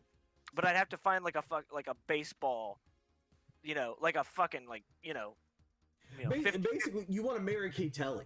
Because I feel like the neck on the Pretty Mary Kay was thick too. You just want a Mary Kay telly. It was like a 54 Strat. Yeah. With a trans blonde finish. Yeah. And I want that, but with a crazy flamed out neck that's like a Louisville Slugger and a reverse headstock. So the reverse headstock is a new thing. Yeah. I think that's gonna happen though. That's hot. Yeah. When you think telly bridge, like not the pickups, but like the actual like physical bridge, what do you think of? Like, will you go 3 saddle? Will you keep it vintagey in that respect, or you're gonna go 6 saddle? I don't know. I probably would go 6 saddle on that. I mean, the intonation thing seems way more. Yeah, I don't know. It'd just be how it would hit me, I guess. Yeah. I don't know. Yeah, for my thing on a telly, I just have this. I don't even know where it came from. I think the first telly thingy I built, which actually didn't look like a telly at all, but just bypass that. When I started using those ashtray bridges with the 3 breast saddles, I was like, on a telly thing, this is everything else feels a little wrong, honestly. Now I would like the ashtray plate. I don't know if I can. You're a fucking animal. You're gonna do an ashtray plate and then a 6 saddle bridge. They do make those. They do make those. I have very specific and odd tastes. Dude, dude, I think my brain might melt when I saw that. You might actually throw up on this one.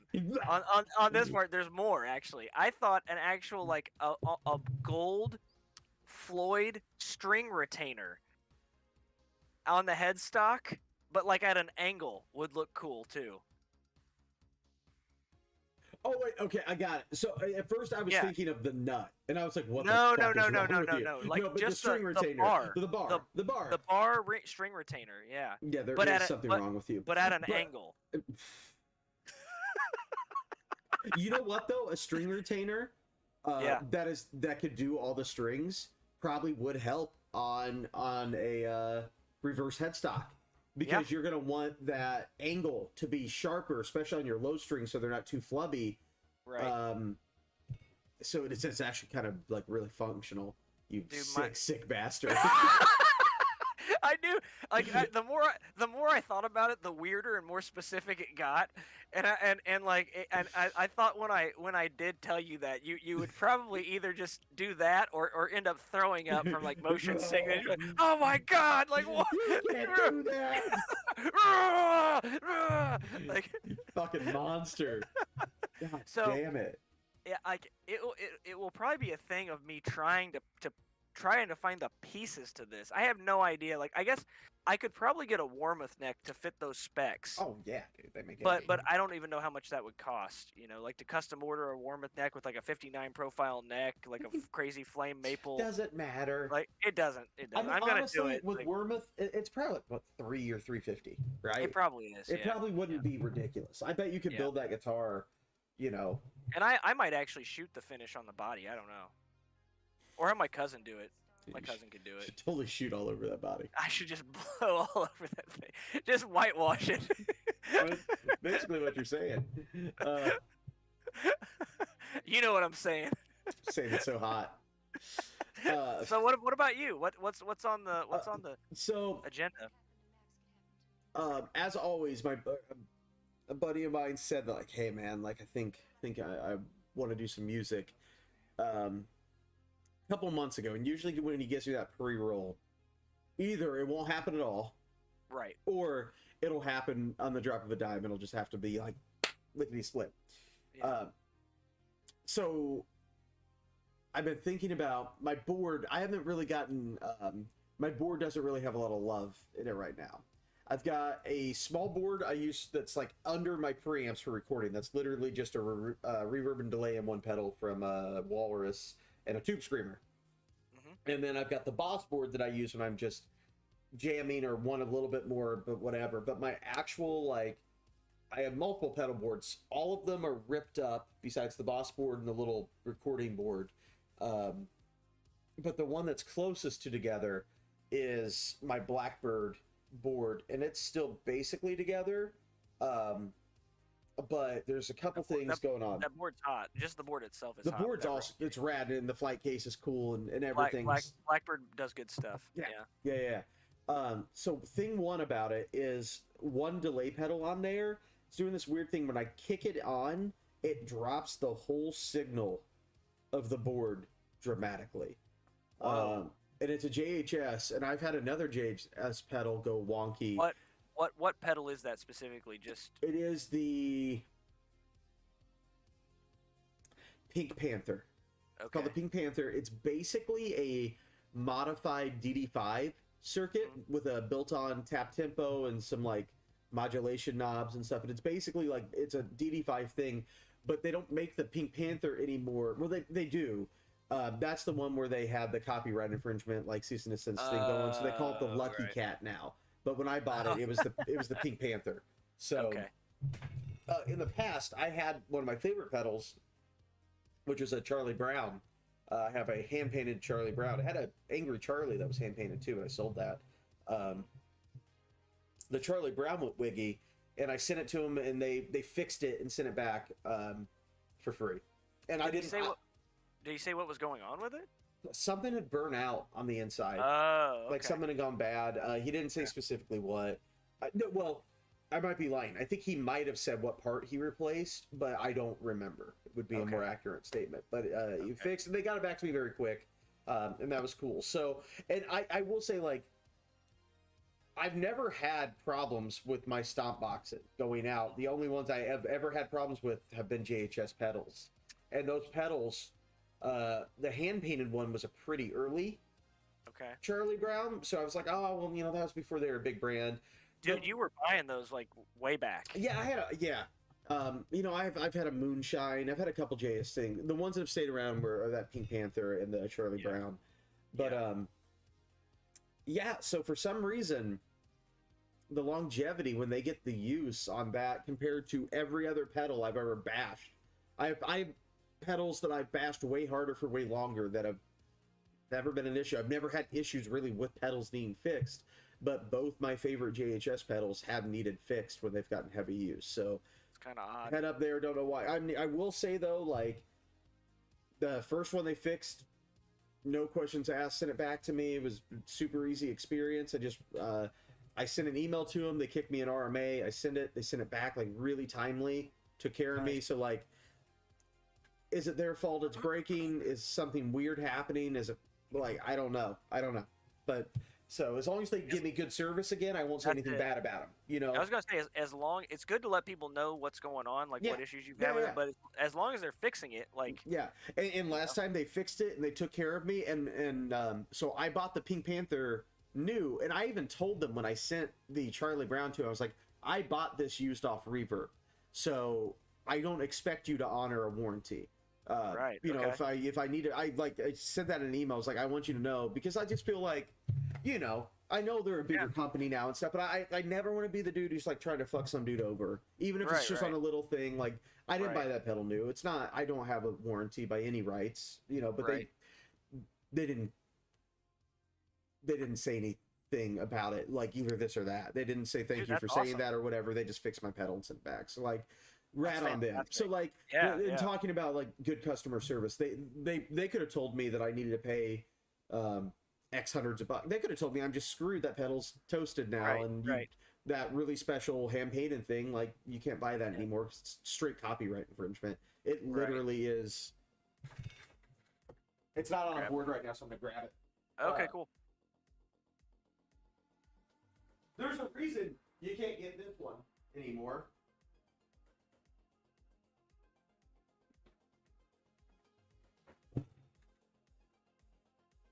Wonder why they won't do this anymore. I was gonna say, did they get sued for the Angry Charlie? Did they get sued for the whole thing? They haven't got sued for the Charlie Brown infringement yet. And I Really? will say, I have a theory why. I guarantee the Schultz family knows, but because the Schultz family has no intention on selling guitar pedals. Right. Until he actually, I think this would probably get him that. Right. I mean, it's up. My pedal is not upside down, but if you really know Charlie Brown, right, it actually should look like that.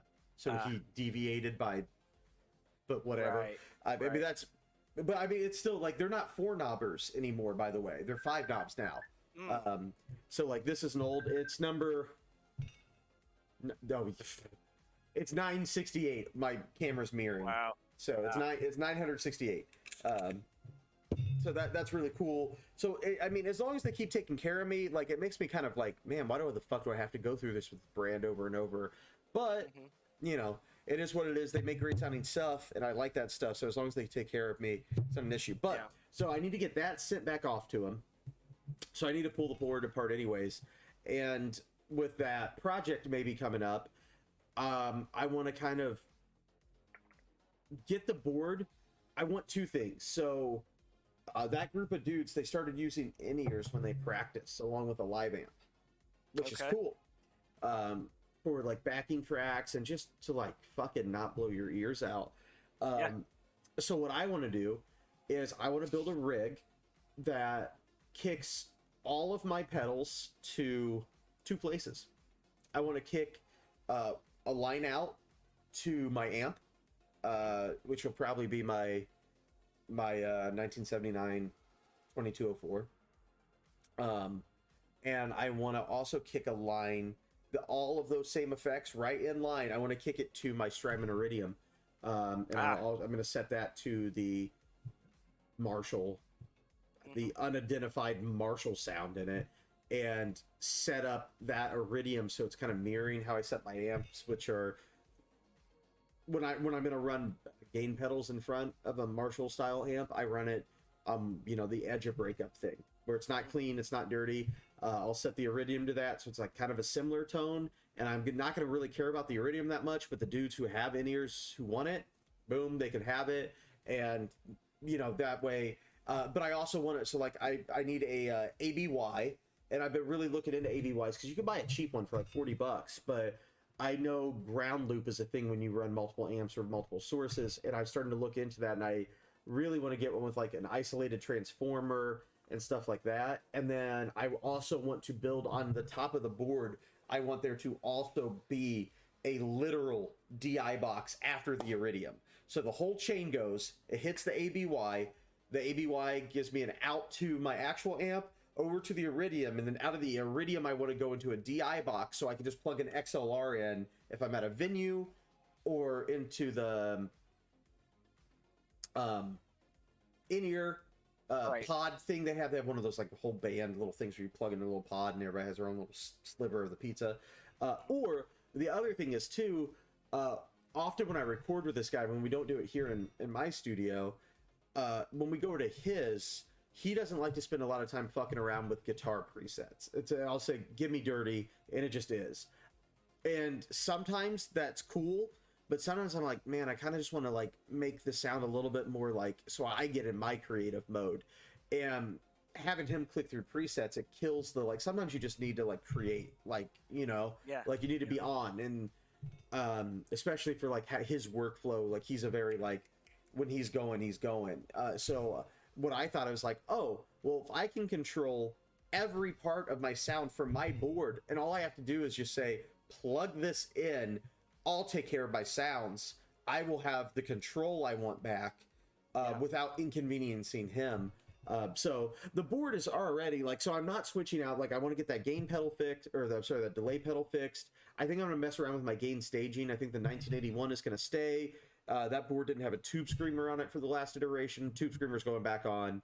And then I think I'm gonna ditch everything else. It's gonna have the Rat inspired 1981 pedal. It's gonna have the tube screamer, and then I think I'm gonna have 2 Marshall flavored gain pedals on it, because that's what I actually like. And I think this board's going to be me doing me a little bit more.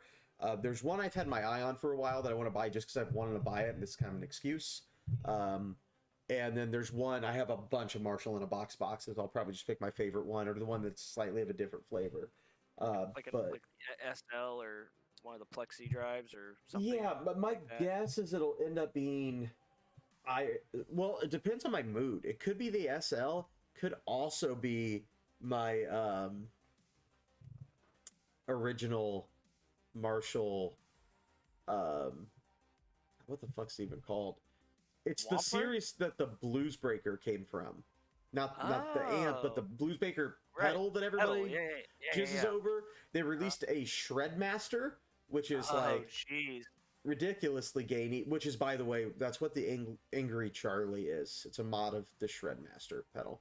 If people don't know that, so is like if you played the Jekyll and Hyde back in the day from a Visual Sound, or they're now True Sound or something like that. The Jekyll was a tube screamer. The Hyde was a modified version of that Shredmaster pedal I'm talking about. Yep. Like, so even though it says Shredmaster, it's actually really just kind of like a JCM 900 in a box, a la every other JCM 900 in the box. It just has a really ridiculous name that we all go, oh, well, that's shit. I've never played that pedal. We've all played it a million times in different modified forms, and we all love it. You know, like it's probably some DS1 ripoff that Marshall made. Let's be real. It's probably DS1 with a different tone stack. Drive Master is the pedal I had. Okay, got it. Early 90s, from that same series of the Shredmaster and the Blues Driver. It's like the Governor, if you remember the Marshall Governor pedal, that's really ugly looking. That came out in like I want to say the early 90s. That was the 90s. Yep. And then these 3 pedals came out in like the mid 90s. And my Drive Master is it's the Governor rebranded and then slightly changed. So it's the Governor of the mid 90s, and it gets no love because the Governor gets so much love. Yeah. That's a really and when people play this next to the Governor, they just say it's absolute shit. I don't have a Governor. I've had many pedals that are ripoffs of the Governor. I think it's solid. So that might end up the board because it looks cool as fuck. It's vintagey. I feel like 90s is vintagey now. Like that could be cool. It's fun to step on. Who was using it? I think I got clued into him because Dan Hawkins was using one for a while. And if it's good enough for Dan Hawkins, it's good enough for anybody. Yeah, seriously. Hell yeah, it is. Hell yeah, it's good enough for Dan Hawkins. It's great. You know, and what I learned, because I always kind of thought, like, when I always bought my Marshall and box pedals, I always thought, well, my Marshall and box pedals are for when I'm playing a Fender amp and I need it to sound like a Marshall. Mm-hmm. Dan Hawkins is taking a Marshall pedal and plugging it into his fucking Plexi. Yep. There are no rules. There are no rules. That's cool. It's sometimes better when you break them. Dude, what's more Marshall than a Marshall amp? A Marshall pedal going in a Marshall amp. What? It's so Marshall. A very important Guitar Hero. His slogan: "More is more." Yeah. Can you name that? Can you name that Guitar Hero? No. Yngwie Malmsteen. Really? Oh, dude.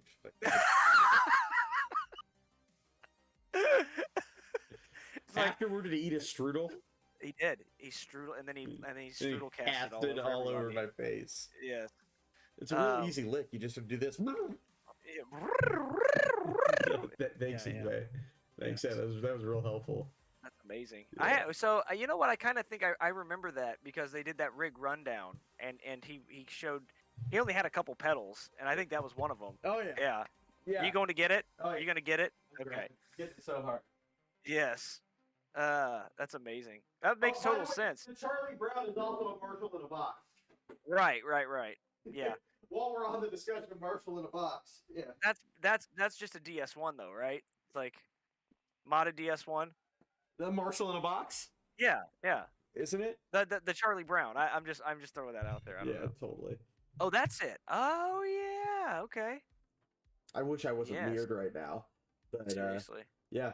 I mean, it's even got the weird jacks in the top, the old ass fucking knobs and shit. So I mean, it's it's a beast, and it took me a while to find one of these that wasn't $300. Like, wow. Like they don't have vibe. If you bought it for $300, a couple of years ago, it's probably $800 now. God, no shit. But I found it for 150, I think. Oh wow. Wow. Okay. Like some of them, the real cherry ones, like this one, the what you often see on these is the battery compartment is just this has gaff tape on it, so you can't tell. Oh, okay, yeah, you got it right there. Yep. Mm-hmm. But the battery compartment was completely gone, like just the plasticky thing. Right. But I didn't really care about that because there's these things called power supplies that people use after 1993. Yeah, but is it a Marshall power supply? It's not.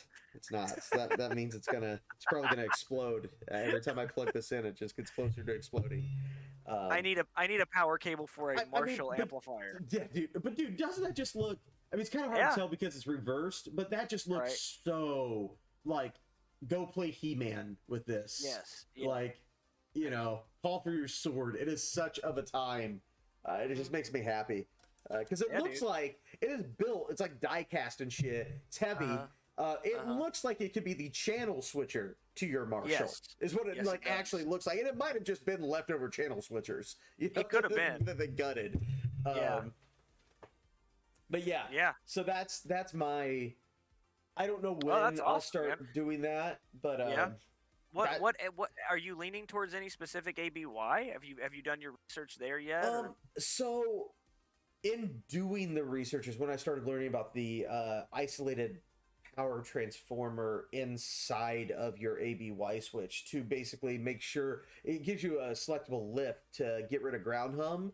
But apparently if you have like that isolated transformer, it also can get rid of the ground hum. Like, it's like problem solving before the problem exists. Right. And they're not cheap to do this. Yeah. I mean, they're not expensive either. But when I think ABY, I'm like, sorry, there's now a spider crawling down my wall. What the fuck is happening to my fucking house right now? Kill it. Oh, it's dead. Kill it. Kill that motherfucker. Kill it. It's dead now.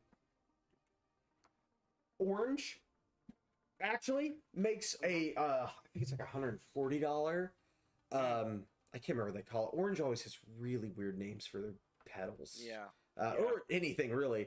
But like Orange makes one that like looks like it could do the thing.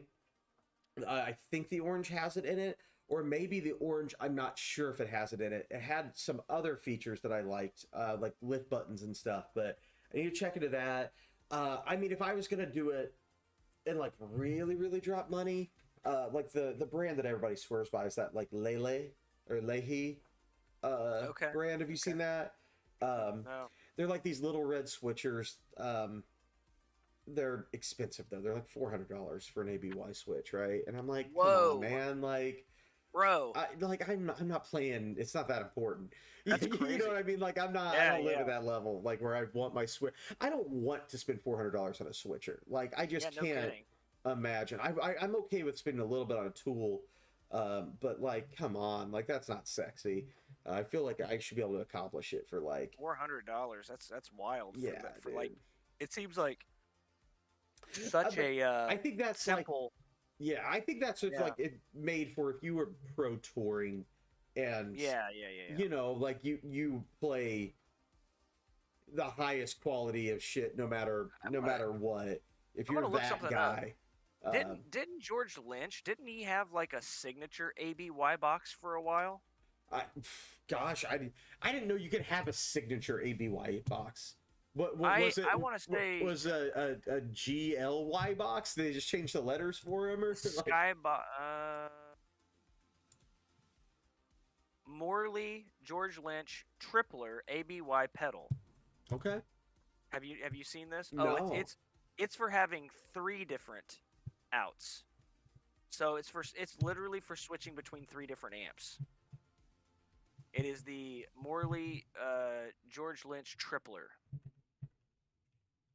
And it says it's no longer available, so I wouldn't be opposed to having a third output that I could use if I want to kick it to somewhere else. Mm-hmm. I could go stereo and iridium. Like, it seems absurd, but why not? So the other thing I'm looking for is, because I still want to have I want a small footprint too. For it, and that thing looks giant. Yeah. If I was building a rack, you just need like a 48-inch wide board to put. That's what I was saying. I really don't want to like. I have bigger boards I could use for the project. I just kind of like don't want to have a big ass board. I mean, if I have to do what I want to do, then I will. But like, if I can do it and do it well, and only lose a little bit of real estate, because the thing I'm thinking about sacrificing is I usually use that giant ass flashback × 4 for delay, right? Delay, so I usually have a dotted 8th delay always going, and I have another switchable set of delays.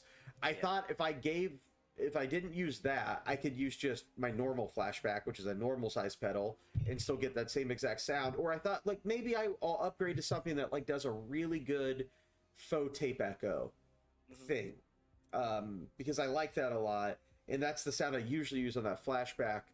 And I think it'd be cool to kind of like up that sound, because I don't have a really nice fake emulated tape echo thing in my stable. I have a lot of nice digital delays, and I've got some ones that fake it. But I was like, if I buy a nice like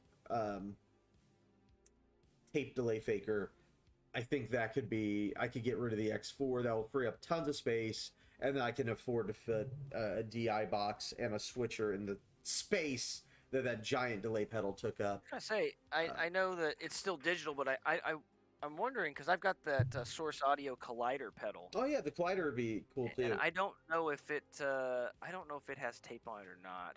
It's got a lot of things, but I can't see it from here, so I'm gonna look. I know that sounds good. I think Boris bought a Ventress recently. The Ventress is like, mine is a combination of the Ventress and the Nemesis. Right. Yeah. So this actually does not have tape on it. No, it's got room, hull, true spring, plate, shimmer, E-Drome, which is like a different shimmer, and then it's got a swell on it. Okay. That's cool. It's pretty rad, though. Yeah. But yeah, man, I hear you. Like, that's why, like, we talked about, me having that massive board for all that time. Like, that's why when I started building out the board I have now, I've got several pedals on there that do multiple things. Yeah, that's the other thing I thought too, because I really would like to have I gotta have chorus on my board. Like, I just have to. And apparently I have to have at least 2 delay pedals. I want to have all the gain pedals on my board. Right. Like, I could have like 5 different gains, and I would be so happy. I currently have 5 gain pedals on my board. When I don't have that many flavors of gain, I feel the difference. So like, it's like, well, dang, like, so I want that, but I also like, I have to have tremolo. Have to. Yeah. I love tremolo. So have to have chorus, have to have tremolo. I really like a phaser sometime. Really like so I'm like, well, can I give up? I won't give up my chorus pedal. Won't. But I would give up my tremolo pedal for a multi-effects box that also has phaser, flanger, kind of like a that type of thing.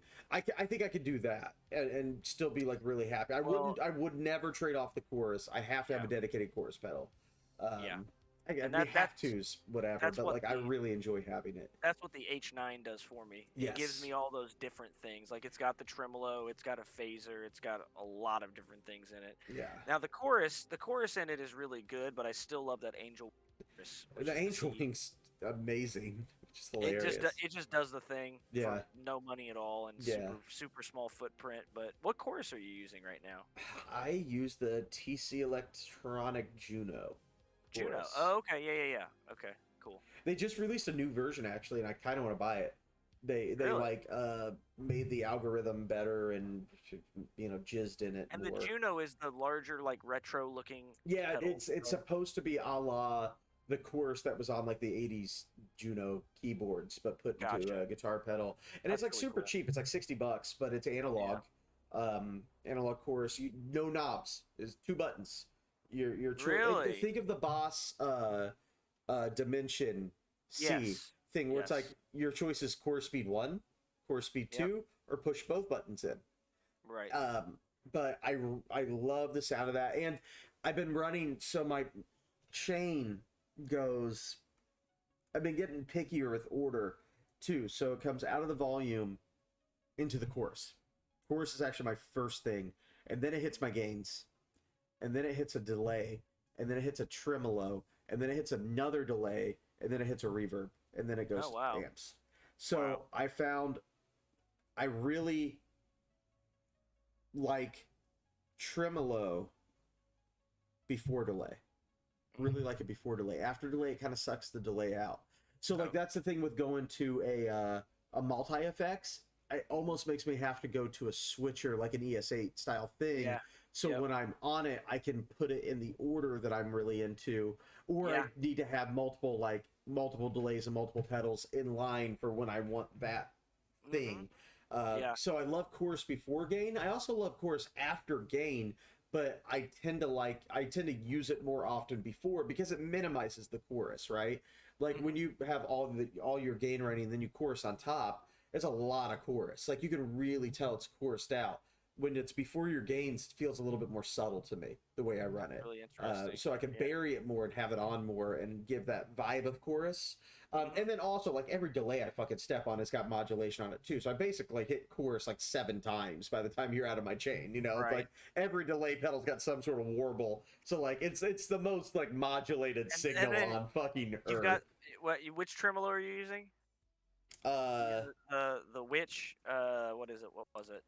No? I do have the Witch, or Yeah. whatever that's called, the little blue pedal from Red Witch or Red whatever. Witch. It was like the Eve by Red Witch or Eve. something It was the like Eve. that. But Yeah, my yeah, yeah. favorite one is actually the Dan Electro tuna melt. Yes.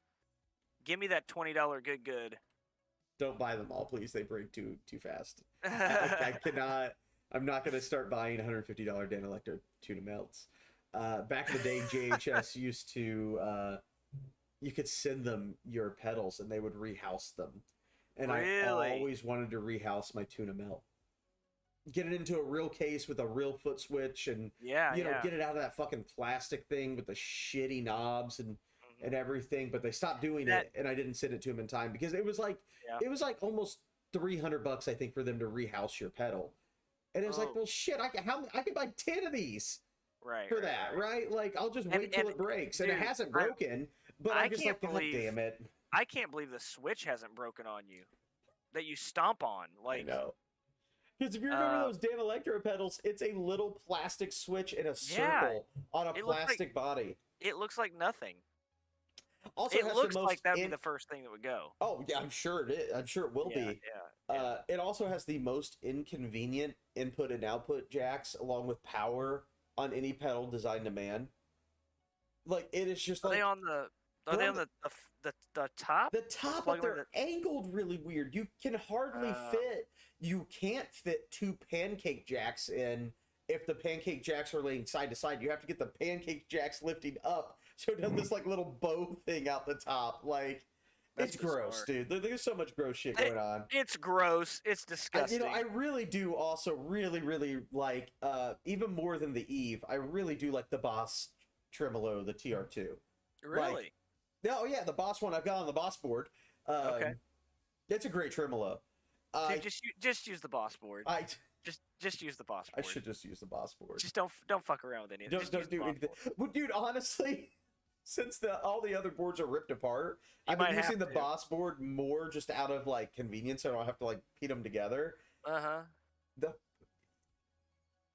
You can do so much with You the sound DS. better than you ever have with just the Boss board. You can do so much. Like I had a blues driver on there. It was too much. It was too good of a pedal for me. It got replaced by a DS1. Oh God.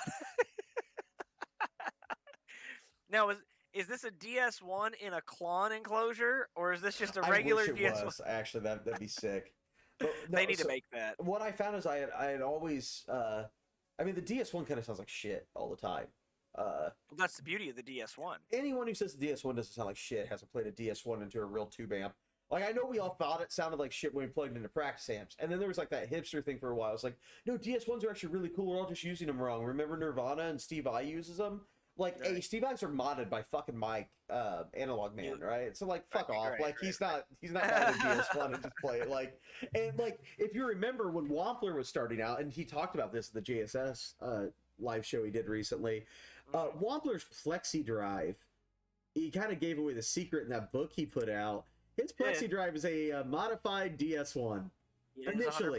Initially. Like, I'm sure now that mod is fairly different, but back in the day when he was selling you his book about mods, he had a mod in that book that you could do your DS1 that he called the JCM 800 mod to your DS1.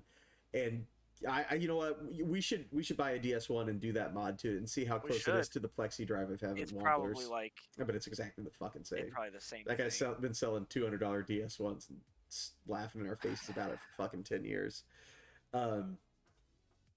Good for him. Seriously, what are you gonna do? Buy it. I did already. Buy it, love it, use it. But what I did find, in normal terms, is so love the Tube Screamer on a Boss board. You can't have a Tube Screamer. That's sacrilege. You can have SD1 though. It's two parts. It's 2 parts away, and I've even thought about switching those 2 parts out on the inside, so it's actually a Tube Screamer. Oh my God. But if you put that after the DS1, so the DS1 is just goosing and adding gain, and the SD1 is shaping it, then the DS1 actually does sound bad. Pretty rad. Because all the bullshit about the DS1 that you wish you could take out, the Tube Screamer's already doing it. It's already mid-humping it for you. It's already cutting out all the gross, grainy bass. Now, it doesn't completely fix it, but it filters it in a way where, yeah. So on the Boss board, I pretty much always have the SD1 on. And then if I want more gain, I step on the DS1 to get filthy, but it doesn't feel as filthy if they were in the other order. It's weird. Yep. Gain pedal order actually matters a lot. Matters a lot. Yeah, for sure. I've got this D&M drive. Oh, I forgot you had that. Yeah. I'm probably gonna take it off my board because I've got with it. I have it actually run into my switcher as 2 separate pedals because I can do that. Mm-hmm. I made 2 Y cables for it. Yeah. To where I could do that, but like. That pedal actually, so it's like a Klon on one side, and it's like I can't remember. It's like a DS1-ish kind of pedal on the other side. I can't remember the exact pedal that it's based off of, but it's got way more gain, right? Yeah. But it's got a switch on it to where you can actually, if you're just running in and out of it, you can switch the order. Yes. For how it's hitting, and man, it changes everything about that pedal. I mean, it is really crazy. It makes a huge difference. Gain stage stacking, and that's the thing I never thought of when I was younger. I mean, that's been a very recent thing for me is when you're building your boards and you're especially if you're not using a switcher. I used to just say, oh, in my head I would go cleanest gain pedal to dirtiest, right. Back then I would hardly ever stack gain pedals, so it'd be like. If I did, it'd be like, and actually the board I'm about to build, I think I'm going to go back more to this style of thing where I'd be like, this pedal is my dirty sound. So when I go dirty, I click it on, and there might be a couple seconds where I click it on, and I click on another gain pedal, and I turn it off. But like, you know, I treated my gain pedals more like a channel switch on an amp, where it's like, this is the dirty pedal, this is the half pushed pedal, this is the cleanish pedal, and this is like, you know, like the chameleon, maybe like the whatever mixer pedal, or like if I wanted, I might pick one pedal like a Tube Screamer and go, okay, so I'm going to set the Tube Screamer this way, but the Tube Screamer is the one if I am at the low gain pedal, but I want more, but not as much as the next pedal up on the channel switch. I hit the Tube Screamer and I goose it or whatever. Like, so that's how I kind of thought about it forever. And then I did the opposite order of the gainiest pedal first, and then whatever. and that was different too. And but I think I'm going to go back. Yeah. I think I'm going to go back to more of the idea of this pedal does this job, and when I'm doing that job, I do this pedal, and I think I will keep a tube screamer on to goose all of them because there's something about that like just seemed really pure to me. Yeah. And I could get really defined knowing that this pedal does this job instead of like when I was using like, oh, what happens if I put these three gain pedals on together or these two gain pedals on? It's like you would set them so they sounded good at this part, but then when you went to the next part, it was always kind of like you could maybe get the most defined thing for the part. So maybe in a studio that'd be killer. But in a live situation, a band situation, especially in a writing, like a live writing situation, I'm not gonna bend down and fuck with my gain knob every time the part seems to change and go heavier or lighter. But like, I'm just gonna roll my guitar volume back or whatever. So in that case, having like this is my mid push, it just is a thing, and then the tube screamer can be the modifier in those things. But the question is, does the tube screamer go before or after those pedals? And that's what I have to learn about. So I've got to pick the pedals, line them up into the amp, and actually literally just play around and see like what I'm the happiest with before I affix them to the board. So like that's kind of why I asked like the question about what you're stoked on, because like me building this board has got me rethinking about how I use drive pedals and all of that, which I think is like kind of cool. To like, because you never stop learning and your needs change, and then you have to go relearn based on your new needs. So even when you feel like you know it, it almost doesn't matter, because if you're going to change it up, like you're almost starting from scratch again. Because I have no clue if a tube screamer should go before or behind this pedal. I don't even really know, just generally in a Marshall in a box pedal, I don't even know how I feel about it. In the past, I had always done tube screamer in front of them because in my brain, it's like, it sounds like a Marshall. I put a tube screamer in front of a Marshall and I boost the Marshall, right?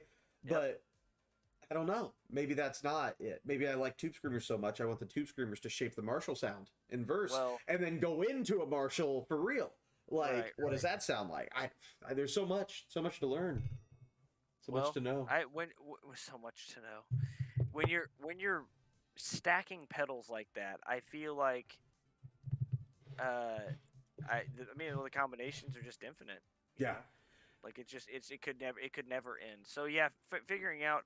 I think the idea that you're onto there about though, like figuring out like say three separate sounds, three separate dirty sounds, and not because like I was thinking when you were talking about that, even if you did find those specific sounds when you were writing, man, unless you like cataloged them and like were meticulous about it, those are just gone, because like you're gonna spend 2 or 3 hours working on a song or something, or maybe a night, and then the next time you get together, you might have to just wipe all that out and just you're coming up with an entirely different sound. But if you have those like specific things, it'll be easier to slightly. And let's be real too. Like, I'm not going to play the same guitar every week. Right. I was gonna say, like, I'm gonna bring a different guitar to the situation. We're gonna be playing at different volumes. I'll probably be standing in different places physically, which is gonna make me adjust my volume knobs, my tones different. Like, I feel like the idea of capturing your sound, quote unquote, besides when you're in the studio, or you have a record that you're touring and you have a set list and like, we're playing these songs, so I'm going to build sounds for this set list for these songs. Until then, like, the idea of a consistent sound is kind of a moot anyways, just because of playing conditions.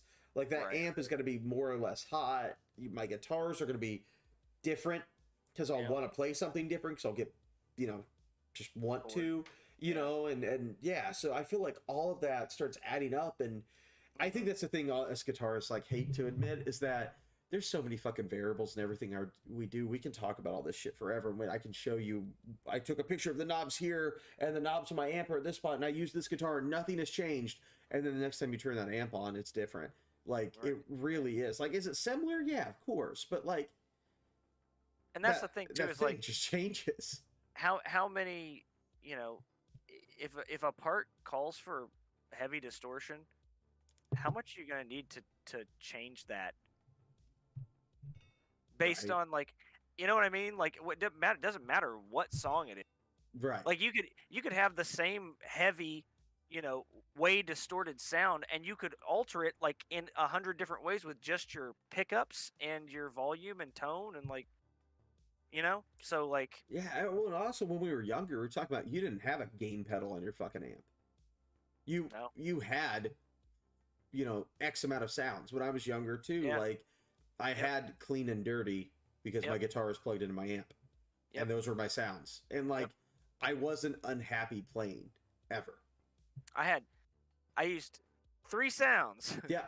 clean, dirty, and more dirty. Yeah. You're right. Clean, dirty, and push dirty for lead stuff, and that was it. That's it. The gain knob on my PV Supreme solid state head was turned all the way up and broken off. Literally. I didn't mean to break it off. It did just break off, but it was all the way up and broken off. At least it broke off all the way up. Yeah, dog. You could grab it with a pair of pliers and turn it, but Dude, it's a PV Supreme solid state head. Yes. Why would you turn it down? That would have been amazing if you would have had like a pair of channel locks on there and like locked. If you just had them like locked on there to where you couldn't get it off, and you just used that to like turn it up and down, you know. Back then, I wouldn't know what fucking channel locks were. Honestly, That's true. I don't know what the fuck is that. Yeah, I wouldn't have either. Is this a tool for my dick? Like, huh? Yeah, you put that on your wiener? How does that work? Yeah. Yeah. Well, it'll be interesting to see how that ABY and the whole situation works out. We'll have to keep on top of that. I'll keep talking about it. We'll see when I actually move on it. I mean, yeah, it's one of those things. Like I've been wanting to do it for a little bit. I've had the thought because I would like to have a board that I know I can just kind of grab and go and kind of be a chameleon board that I always love, or has things I love in it, so I can like know in almost any playing situation I go to. Besides like a really specific one, I can just be like, dude, this has got everything I know I need in one package. You can send me to a house. I could go to recording, a bro recording thing and not kill the vibe. I can sit in front of my pedal board and not be like, bro, I need this IR and like fuck all that shit. Like I can be cool and aid the process instead of distracting and yeah, so yeah, a lot of cool uses. So I want to get that rolling, and I think when I get it rolling, hopefully I won't modify it for a good bit. I mean, pedals always come on and off, but I'm actually, once I kind of find my vibe on a board and I like it, I actually tend to kind of not fuck with it. That's how like a lot of those pedals I was talking about, they've been my go-to pedals for a long time, like EP boosters, tube screamers, that Flashback X4 has been a go-to on my boards since like, I don't know when I discovered that, but it's probably like early 2010s. I don't know when they came out, so someone could fact check me there, but like I've been an avid user of that pedal for like a long ass time because I know I got to know it. I like it. I mean, I think that there are some times that I think the sonic quality of it could be a little bit higher. But it's so familiar, and it kind of has this liquidy thing that I like. Yeah. Anywho, but I feel like once I get this, I can kind of forget about it. And for a long time, I've had a pedal board for every amplifier I have.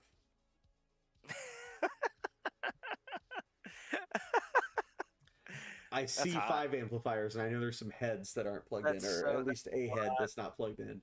And I don't feel like I need that. I feel like this board I want to be able to plop in. I've got the Boss board, which is like the grab and go, so that counts. And the Boss board was originally built to be the board when I was doing a board per amp, because that's what happens when you're bored and you just like buying guitar shit. The Boss board was initially built to be the companion to the 79 Marshall JMP, because it just seemed to make sense. Like it's from the 70s, it's all Boss, like it just feels right. An SD1 goosing a Marshall from 1979. Like there is a thing there that just sounds right. Fantastic combination. Yeah, dude, it really does sound right. Like there are very few times in my life where I've gone, man, maybe this doesn't need a tube screamer. But that SD9 into an old Marshall, maybe it doesn't need a tube screamer.